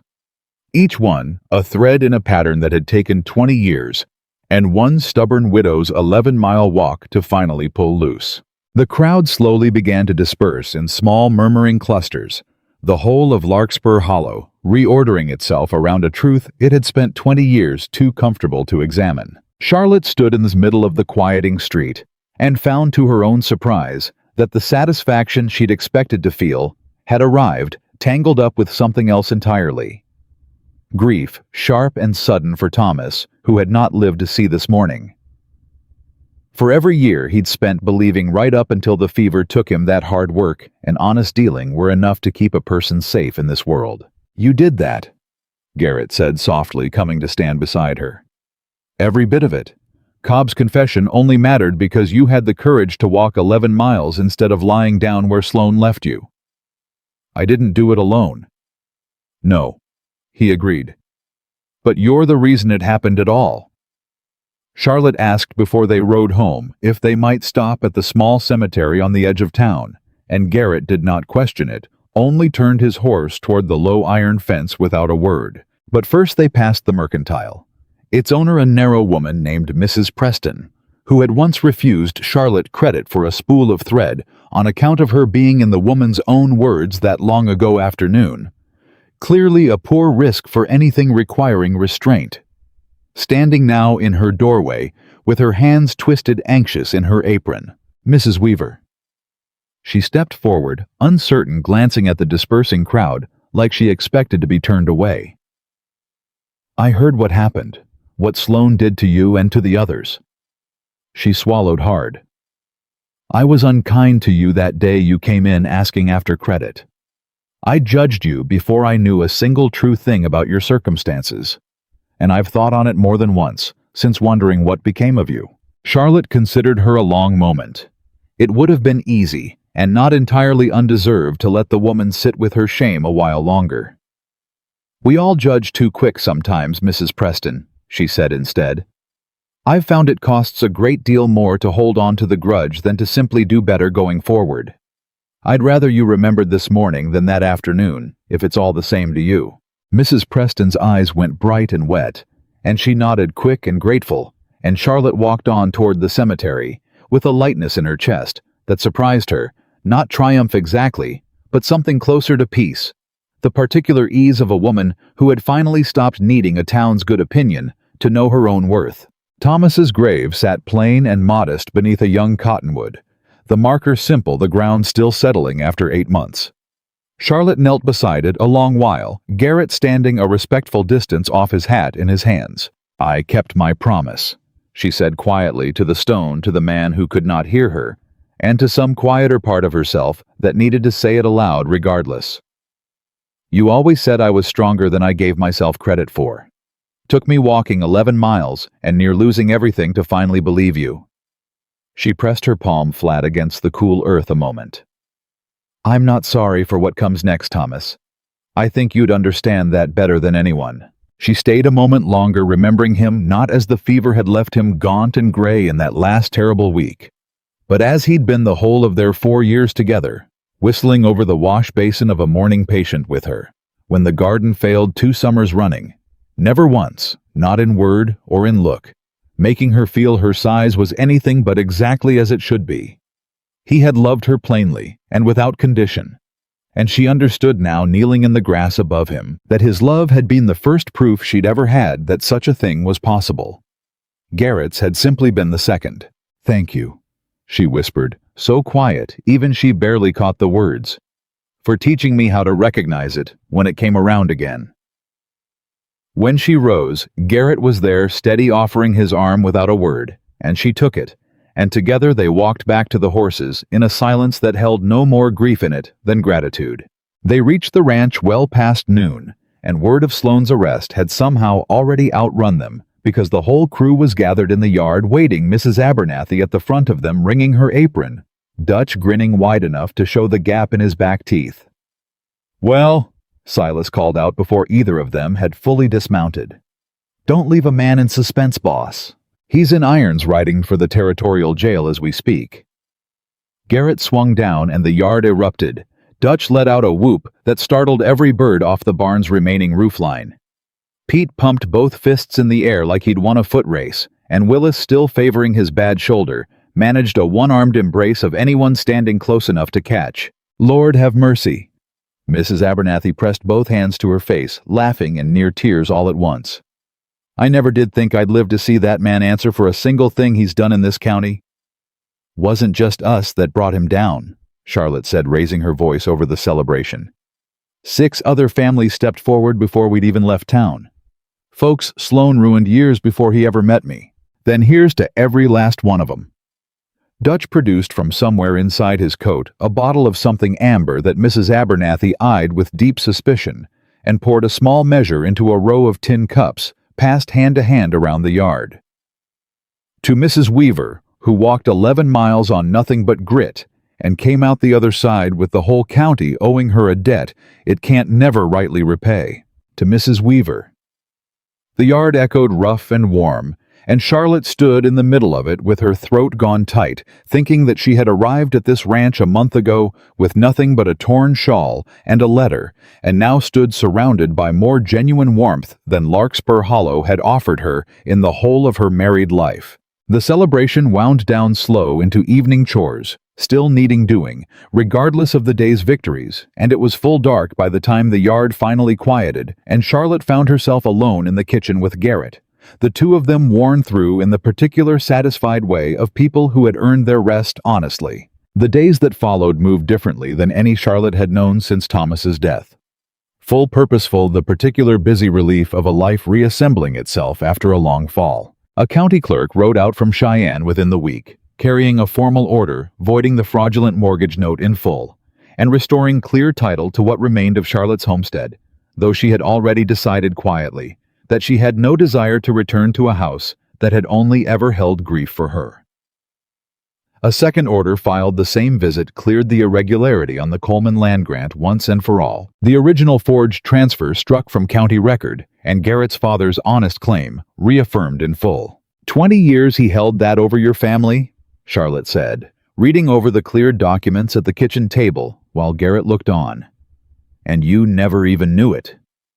Didn't need to know it to feel it. Garrett's jaw tightened, remembering. My father used to say Sloan circled this ranch like a buzzard, waiting on something to die. Never understood why, until now. What will you do now that it's settled? Keep ranching. He said it simple, like there had never been any other answer worth considering. Same as I've always done, only now I don't spend every season wondering when the other boot's going to drop. He looked at her, something careful and searching in his expression. What about you, Charlotte? Debt's cleared. Land's yours again if you want it. Nothing tying you to this ranch anymore, not the way there was a month back. The question landed harder than she expected, and she understood watching his face that he had been turning it over some while before he finally asked it plain. Do you want me gone? Garrett Coleman? God, no. The words came out fast, rougher than his usual careful control, and he seemed almost startled by his own vehemence. That is the last thing on this earth I want, and I think you know it. Then why ask? Because I don't want you staying out of obligation, or fear of starting over somewhere new. He set the papers aside, turning fully to face her, and Charlotte felt the whole kitchen go still and small around the two of them. I want you staying, because it's what you want. Not because Sloan took your other choices away, and this was the only door left standing. And if I said I wanted my own place, started fresh somewhere new, proved to myself I could stand entirely on my own 2 feet without leaning on anybody's kindness. Something flickered across Garrett's face, quick and carefully controlled, but not quick enough that Charlotte missed it.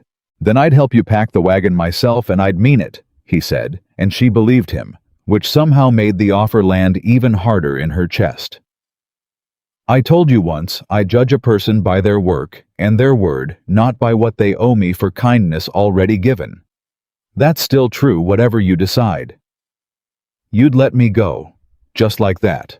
I didn't say it wouldn't near kill me. His voice roughened, the careful composure cracking at last. I've spent 10 years telling myself I didn't need anybody standing beside me. Then you walked through my gate and proved me a liar inside a month. If you tell me tomorrow you're riding out to build something of your own, I'll saddle your horse and I'll watch you go, because that's what loving somebody plain and honest looks like. But I'd be lying if I told you it wouldn't leave this ranch a good deal emptier than it was before you came. Charlotte considered that a long moment, weighing the truth of it with the same careful honesty she'd have wanted from him. I walked through your gate because I had nowhere else to go, she admitted. That much is true. But I've stayed near a month since Garrett, and every reason I had left weeks ago. I stayed because Dutch makes me laugh over breakfast. Because Willis asks after my opinion, like it matters to him. Because Mrs. Abernathy's become the closest thing to family I've had since Thomas passed. She paused, her voice dropping quieter, more exposed than she'd meant to let it get. And because somewhere in the middle of all that, I stopped being able to imagine a morning that didn't start with seeing your face across this kitchen. Garrett was quiet a long moment, and when he finally spoke, his voice had gone rough in a way she hadn't heard from him even in the worst of the danger they'd faced together. I built walls around myself for 10 years, Charlotte. Told myself it was safer that way. Told myself the ranch was enough, the work was enough, that a man could live a full life on cattle and duty alone. He reached across the space between them, taking her hand in both of his, careful, deliberate, the way a man handles something he does not intend to ever let go of again. Then a woman walked 11 miles on bleeding feet and collapsed at my gate, and every wall I'd spent 10 years building came down inside a month, and I didn't even see it happening until it was already done. Garrett. Let me finish, please. His thumb traced slow, absent circles over her knuckles, and his eyes, when they met hers, held nothing guarded in them at all. I'm not a man who says things he doesn't mean. Never have been. So when I tell you I love you, Charlotte Weaver, I need you to understand that isn't gratitude talking, or loneliness, or the excitement of a hard fight finally won. It's plain, simple truth, and it's been true for longer than I let myself admit. Charlotte's breath caught somewhere deep in her chest, tears rising sudden and unbidden, and she found she could not have spoken even if she'd wanted to. I love you, Garrett said again, steadier now, like a man laying the final board of something he intended to stand on for the rest of his life. Your strength, your stubbornness, the way you looked Sloan dead in the eye and never once let him decide who you were. I love you exactly as you are, Charlotte, every part of you, and I am not interested in a single version of you that isn't the one sitting across this table right now. I love you too. She managed finally, the words coming out thick and unsteady, and entirely true. I have for weeks. I was only too frightened to say it after Thomas, after everything. You don't have to be frightened of this.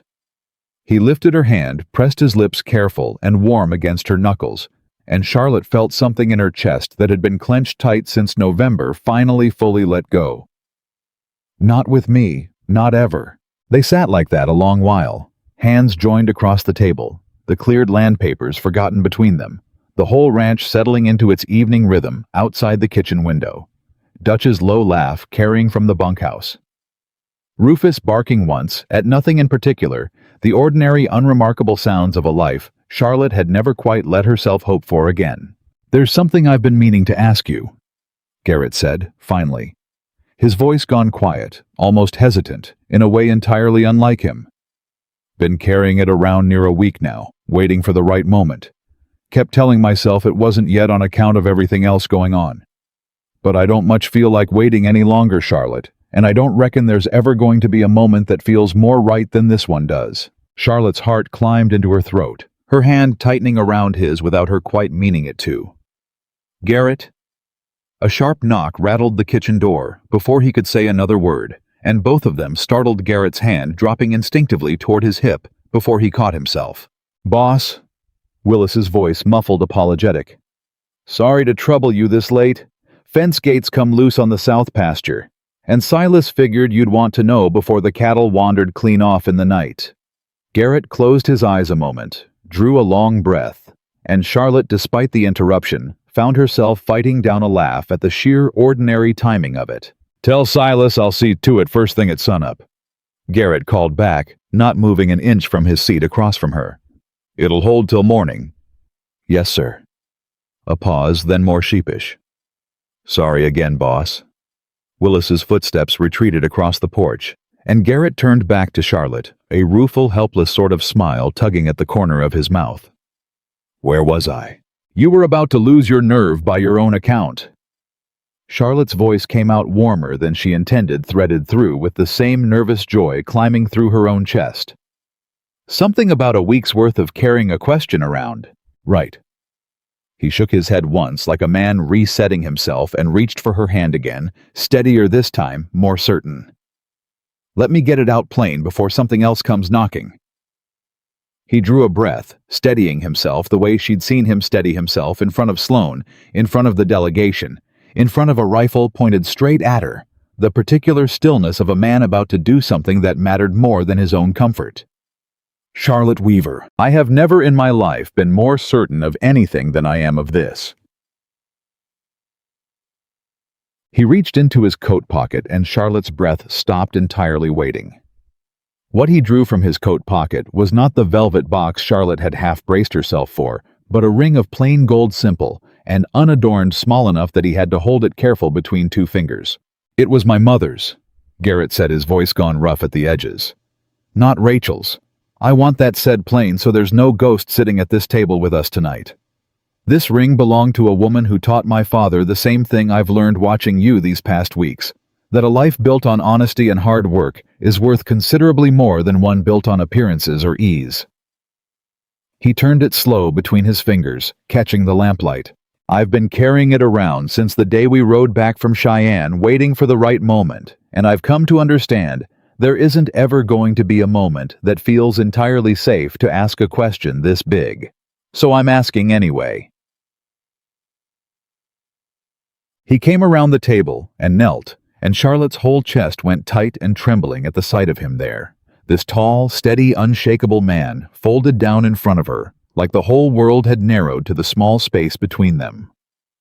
"Charlotte Weaver," he said, "will you marry me?" She had imagined in the secret places she rarely let herself wander what this moment might feel like if it ever came at all. She had not imagined it would feel quite like this.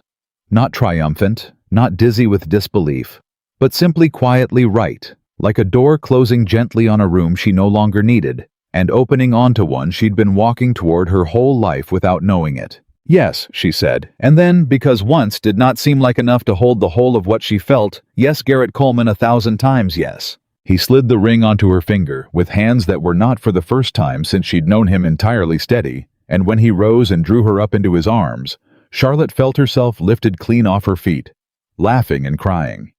Both at once, the two of them turning slow circles in a kitchen that smelled of wood smoke and cleared land papers, and the particular warm certainty of a life finally truly beginning. Rufus barked once at the commotion, and neither of them cared in the slightest. Word traveled through the ranch faster than any fire had, and within the hour, half the crew had found some excuse to wander past the kitchen window until Mrs. Abernathy finally threw open the door. Herself took one look at the ring on Charlotte's hand and the color still high in both their faces and let out a whoop that would have done Dutch proud. "Well, it's about time," she declared, sweeping Charlotte into an embrace that smelled of flower and lavender water. "I've been watching the two of you dance around it for a month like a pair of green colts. Lord, but I'm glad to see sense finally win out." "You knew?" Charlotte asked, laughing. "Dear, the whole county knew. Even Reverend Hobbs likely suspected, and that man wouldn't notice a stampede coming through his own front parlor." Mrs. Abernathy held Charlotte back at arm's length, studying her with eyes gone suddenly bright and wet. "Your Thomas would be glad of this. I never knew him, but I know grief when I see it walk through a gate, and I know what it looks like when it finally starts to heal. This is that, dear. This is exactly that." Dutch proposed a second toast before the night was through, considerably more elaborate than the first, involving what he swore was his grandmother's recipe for spiced cider. Though nobody quite believed the spices in question were legal in every territory. And Silas shook Garrett's hand with the particular gruff warmth of a man who had watched his boss carry 10 years of loneliness and was glad at long last to see it set down. "Never thought I'd see the day," Silas said. "Boss going soft over a cook." "Watch your mouth, Judd," Garrett said, though there was no heat in it at all, only a wide, unguarded happiness that sat strange and wonderful on a face Charlotte had first known only for its careful, watchful stillness. News of the engagement reached Larkspur Hollow within days, carried Charlotte suspected by Willis, who had taken to riding into town on the flimsiest of errands ever since the arrest, always returning with fresh gossip, and a grin he couldn't quite suppress. The reception it received in town stood in such stark contrast to the reception Charlotte herself had once received, that she found it almost dizzying to hold both memories at once. The woman who'd walked 11 miles and been whispered about at every turn, and the woman now stopped on the boardwalk by well-wishers, offering congratulations with genuine warmth in their eyes. "Funny thing, forgiveness," she said to Garrett one evening, turning the gold ring absently on her finger. "A month ago, half that town wouldn't meet my eye. Now they can't stop smiling at me." "Some of that's Sloan's arrest," Garrett admitted. "Folks feel considerably more generous once they realize how badly they misjudged a situation. But I'd wager some of it's simply you, Charlotte. You never once let their opinion decide who you were, even when it would have been easier to. People notice that eventually, even if it takes them longer than it ought to." Mrs. Preston of all people sent over a length of fine blue cloth within the week unasked, with a note that read simply, "For the wedding dress. Mrs. Weaver, and my sincerest apologies, again for the thread." Charlotte sat with that note in her hands a long while before she let herself cry over it. Not from hurt this time, but from the strange, humbling relief of watching old wounds close over. Mrs. Abernathy took over the dress herself, refusing outright to let Charlotte hire it done in town. "I sewed for 30 years before I ever set foot on this ranch," she said, pins clenched between her teeth as she worked Charlotte standing patient atop an overturned crate in the parlor, while the housekeeper measured and pinned and muttered to herself. I'll not have some Cheyenne seamstress who's never met you take a tape to your figure and start suggesting you ought to be cinched into something that pinches. You'll wear a dress that fits the woman you are, dear, not some notion of a woman you're meant to shrink yourself into. You needn't go to such trouble. Hush. Mrs. Abernathy did not so much as look up from her pinning. I buried my own husband 20 years back, and I never thought I'd see anybody make Garrett Coleman smile the way you do, not in all the years I've kept his house. This is no trouble at all. This is the finest work I've done in a decade, and I intend to enjoy every stitch of it. Charlotte caught her own reflection in the parlor's small spotted mirror as Mrs. Abernathy worked and found herself studying it a long moment. The soft width of her shoulders, the fullness. Larkspur Hollow had once measured her worth by and found wanting. All of it gathered now beneath fabric. Cut generous and fine, meant to fit the body she actually had, rather than one she'd spent years being told she should apologize for. She did not look away from the mirror the way she once might have. She looked instead like a woman finally allowed to take up exactly the space she'd always deserved. There was one evening close on the wedding when the old doubt crept back, regardless, quiet and uninvited, the way old grief sometimes does even after the wound's mostly closed. What if I'm not what a woman like Rachel was? Charlotte said low, unable to fully look at Garrett as she said it, the words tumbling out before she could stop them. What if the town starts whispering again once the excitement of Sloan's arrest fades? What if you wake up one morning and see only what they always saw? Garrett set down what he was doing and came to sit beside her, taking both her hands in his without hesitation. I've buried one love already. Charlotte and I spent 10 years afterward believing I'd used up whatever capacity I had for it, he said, quiet and steady. Then you walked through my gate, and it turned out I hadn't used up anything at all. What I feel for you isn't some pale echo of what I felt for Rachel. It's its own thing, entirely built on watching you feed 40 hungry men without complaint, stand up to a banker twice your size in influence, and walk back into your own grief with your chin held high enough to shame half this county. That's not a woman I'll ever wake up seeing any smaller than she is. That's not possible, not for me. You're certain. I have never in my life been more certain of a single thing. He lifted her hand, pressed a kiss to her knuckles, steady and warm. Whatever this county whispers, Charlotte, they'll be whispering about a woman I chose with my whole clear mind, not one I settled for. There's a considerable difference, and I intend to remind you of it every day for the rest of our lives, if that's what it takes. The doubt did not vanish entirely. Old wounds rarely close all at once, but it loosened its grip enough that Charlotte found she could breathe past it, and that she was learning was very often the most any healing offered at first. Word arrived from Marshal Doss 10 days before the wedding, carried by a rider who'd come the long way from Cheyenne, specifically to deliver it himself. And Garrett read the letter twice through before he finally set it down, and looked at Charlotte with something like fierce, quiet satisfaction. Sloan's been formally charged on 11 counts, he said. Forgery, fraud, conspiracy to commit arson and obstruction, with testimony pending from 9 separate families across 3 counties. Doss says the federal prosecutor expects a conviction inside the month, and a sentence that'll keep the man behind bars considerably longer than either of us will likely live to see him free again. Charlotte sat with that a long moment, feeling something in her chest finally fully unclench. 11 counts, she repeated softly. 9 families. Including 2 Doss rights, who've already had their land titles restored on the strength of what came out of your testimony alone. Garrett folded the letter, careful, set it aside. You did that, Charlotte. Whatever else this past month has cost either of us, that's worth remembering plain. A woman who was told she had no standing in this territory just handed 9 families their homes back. I only wanted my own house back, she said quietly. Never imagined it would come to all this. Most of the best things a person does don't start out looking like much, Garrett said. They start out looking like a woman too stubborn to lie down and quit. The wedding took place on a clear morning 3 weeks later, beneath the same old cottonwood that shaded the eastern edge of the yard, its branches hung with wildflowers. Willis and Pete had ridden out at dawn to gather the whole crew scrubbed and pressed into their best clothes for the occasion. Mrs. Abernathy fussing over every last detail with the fierce, tender authority of a woman who had waited a long while to see this particular day arrive. Amos Miller came and brought half a dozen neighboring families with him, ranchers whose own stories had been swept up in Sloan's downfall, come now to celebrate, rather than mourn, what one honest testimony had set right.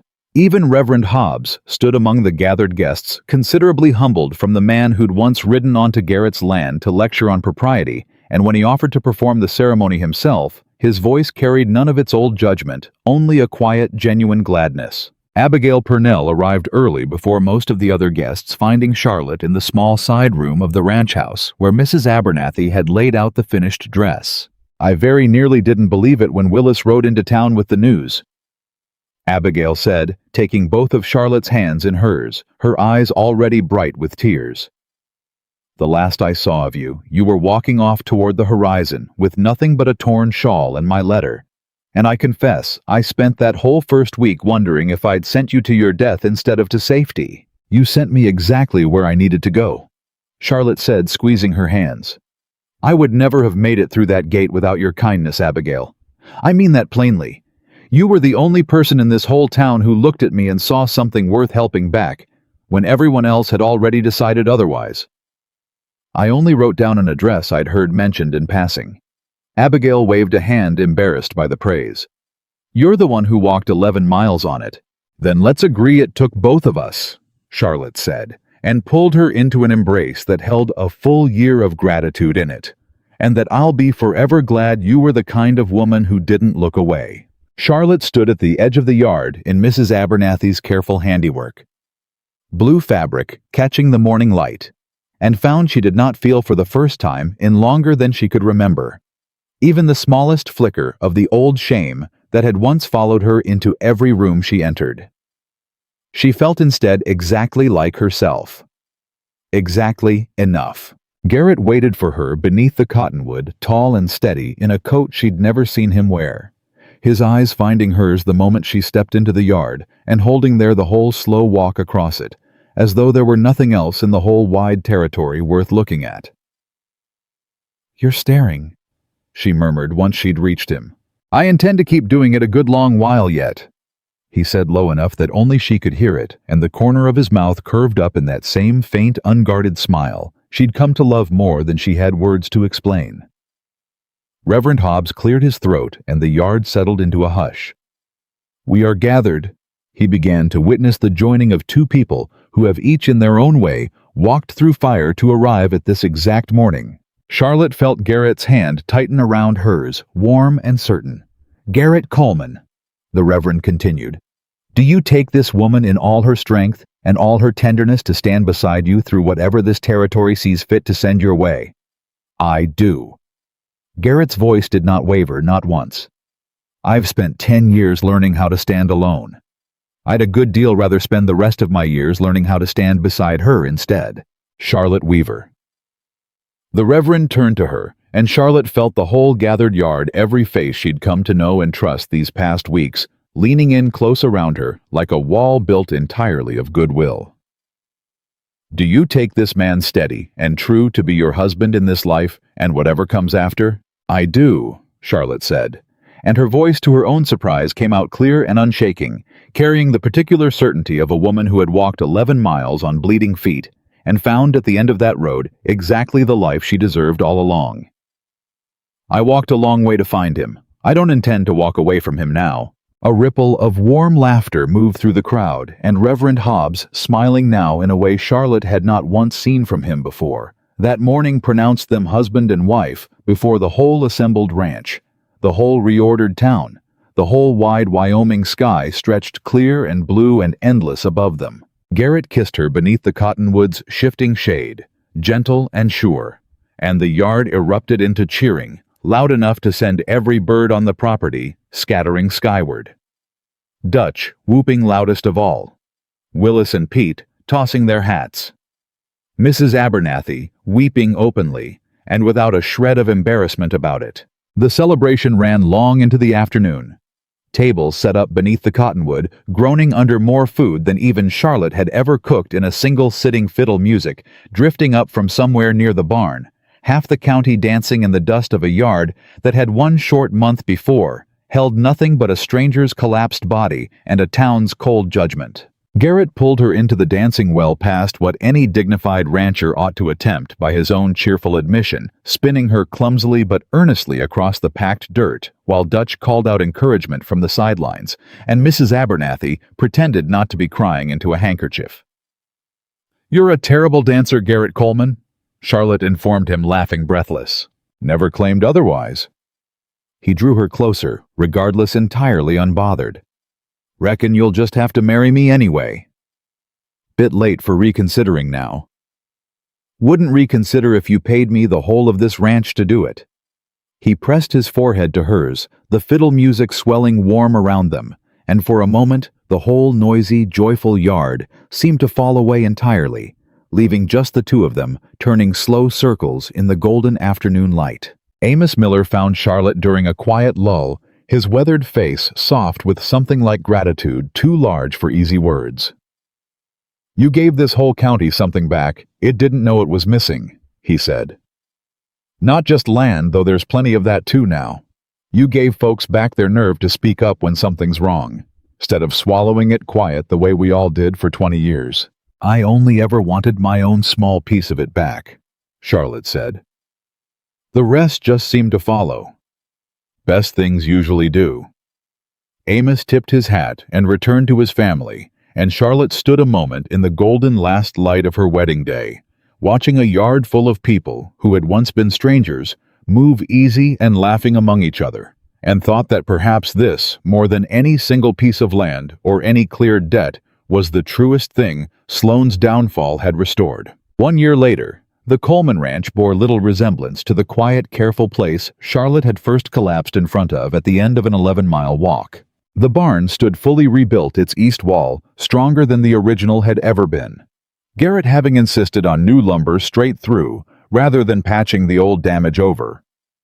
The kitchen had become, by unanimous and unspoken agreement of the whole crew, the true heart of the ranch, its table extended twice over the past year to accommodate not just the hands, but the growing circle of neighbors and friends who found their way there most evenings. Charlotte still rose before the sun.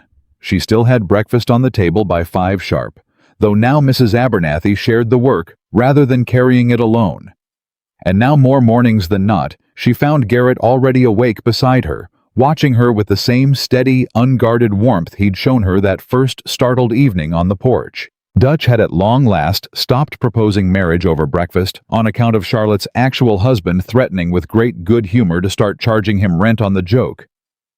Willis's shoulder had healed clean, and Pete had grown a full 2 inches and considerably more manners over the course of the year, though he still blushed scarlet any time Charlotte teased him about that first cruel morning at the stove. Silas had taken to calling her the boss's better half, with a perfectly straight face whenever Garrett was within earshot. And Mrs. Abernathy, who had buried a husband of her own 2 decades past and never once spoken of finding another, had lately taken to sharing quiet, unhurried suppers with Amos Miller on the evenings he rode over to check on the new fence line, a development the whole ranch had noticed, and none of them, out of genuine affection for her, dared tease her about directly. Ezra Sloan sat in a territorial prison, convicted on all 11 counts, his once considerable fortune seized and distributed in no small part back to the very families he'd spent 20 years quietly ruining. 9 homesteads had been restored to their rightful owners by the time the last of the paperwork cleared, and Marshal Doss had written once more near the year's end to say the investigation had since uncovered evidence of still more victims. Further east, the whole rotten scheme, finally, fully unraveling in the light Charlotte's courage had first let in. Larkspur Hollow itself had changed too slower and quieter than the courtroom victories, but changed regardless. Charlotte was stopped on the boardwalk these days, not with whispers, but with genuine warmth. Mothers introducing their daughters to her as though she were something worth aspiring to, rather than something to be pitied. And she understood walking those streets, now that the town's true reckoning had never really been about Sloan at all. It had been about a whole community, finally admitting how easily kindness gets traded away for comfort, and how much courage it takes to demand it back. On a warm evening that spring, Charlotte stood on the porch beside Garrett, watching the sun go down gold and endless over land that belonged in every sense that mattered now to both of them equally. "Do you ever think on it?" she asked. "The day you found me at the gate." "Every day." Garrett's arm came around her shoulders, easy and familiar. "I think on how close I came to only seeing what the rest of the county saw. A big woman half-starved collapsed in my dirt. Took me exactly as long as it took you to open your eyes and tell me you'd come for honest work, not pity, before I understood how wrong that first glance would have been. And now I look at you, and I don't see anything the county ever taught me to look for." He pressed a kiss to her temple, unhurried, certain. "I see the strongest, kindest, most stubborn woman I've ever had the good fortune to meet, and I thank God every single morning that you were tired enough and brave enough to keep walking those last few miles instead of turning back." Charlotte leaned into him, watching the light fade soft over the fields, thinking of the woman she'd been on that dusty road a year ago, starving. Rejected, certain. The whole world had already decided her worth and found it wanting. She thought of Thomas and the quiet, steady love he'd given her first, and of Garrett, who had built on that foundation something neither grief nor fraud nor a whole unkind town had managed to break. She thought of Abigail Purnell's letter, folded soft and worn now from a year of being carried in her memory rather than her pocket. She thought of Amos Miller's brother dead before he ever saw justice done, and of the dairy farmer's wife who'd stood on a dusty street and thanked a stranger for finding the courage the rest of them hadn't.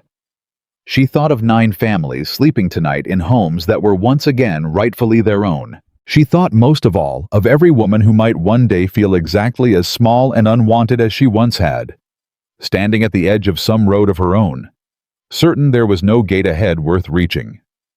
There is always a gate worth reaching, she thought, even when the whole world insists otherwise. A person's worth was never carried in the size of her or the shape of her or the sum of what a town decided to whisper behind her back. It was carried always in the plain, stubborn courage to keep walking anyway, and in the rare, steady kind of love that looked at a woman exhausted and starving and saw, instead of something broken, someone worth building an entire life around. Garrett's arm tightened around her shoulders, and somewhere behind them, in the golden hush of the ranch house kitchen, Charlotte could hear Mrs. Abernathy humming softly over the supper dishes, could hear Dutch's low laugh carrying from the bunkhouse, could hear the whole ordinary, extraordinary sound of a family that had been built piece by patient piece, not out of blood or obligation, but out of choice. Charlotte Weaver had walked 11 miles believing she had nothing left to offer the world. She arrived to find the world had simply been waiting all along for someone brave enough to knock.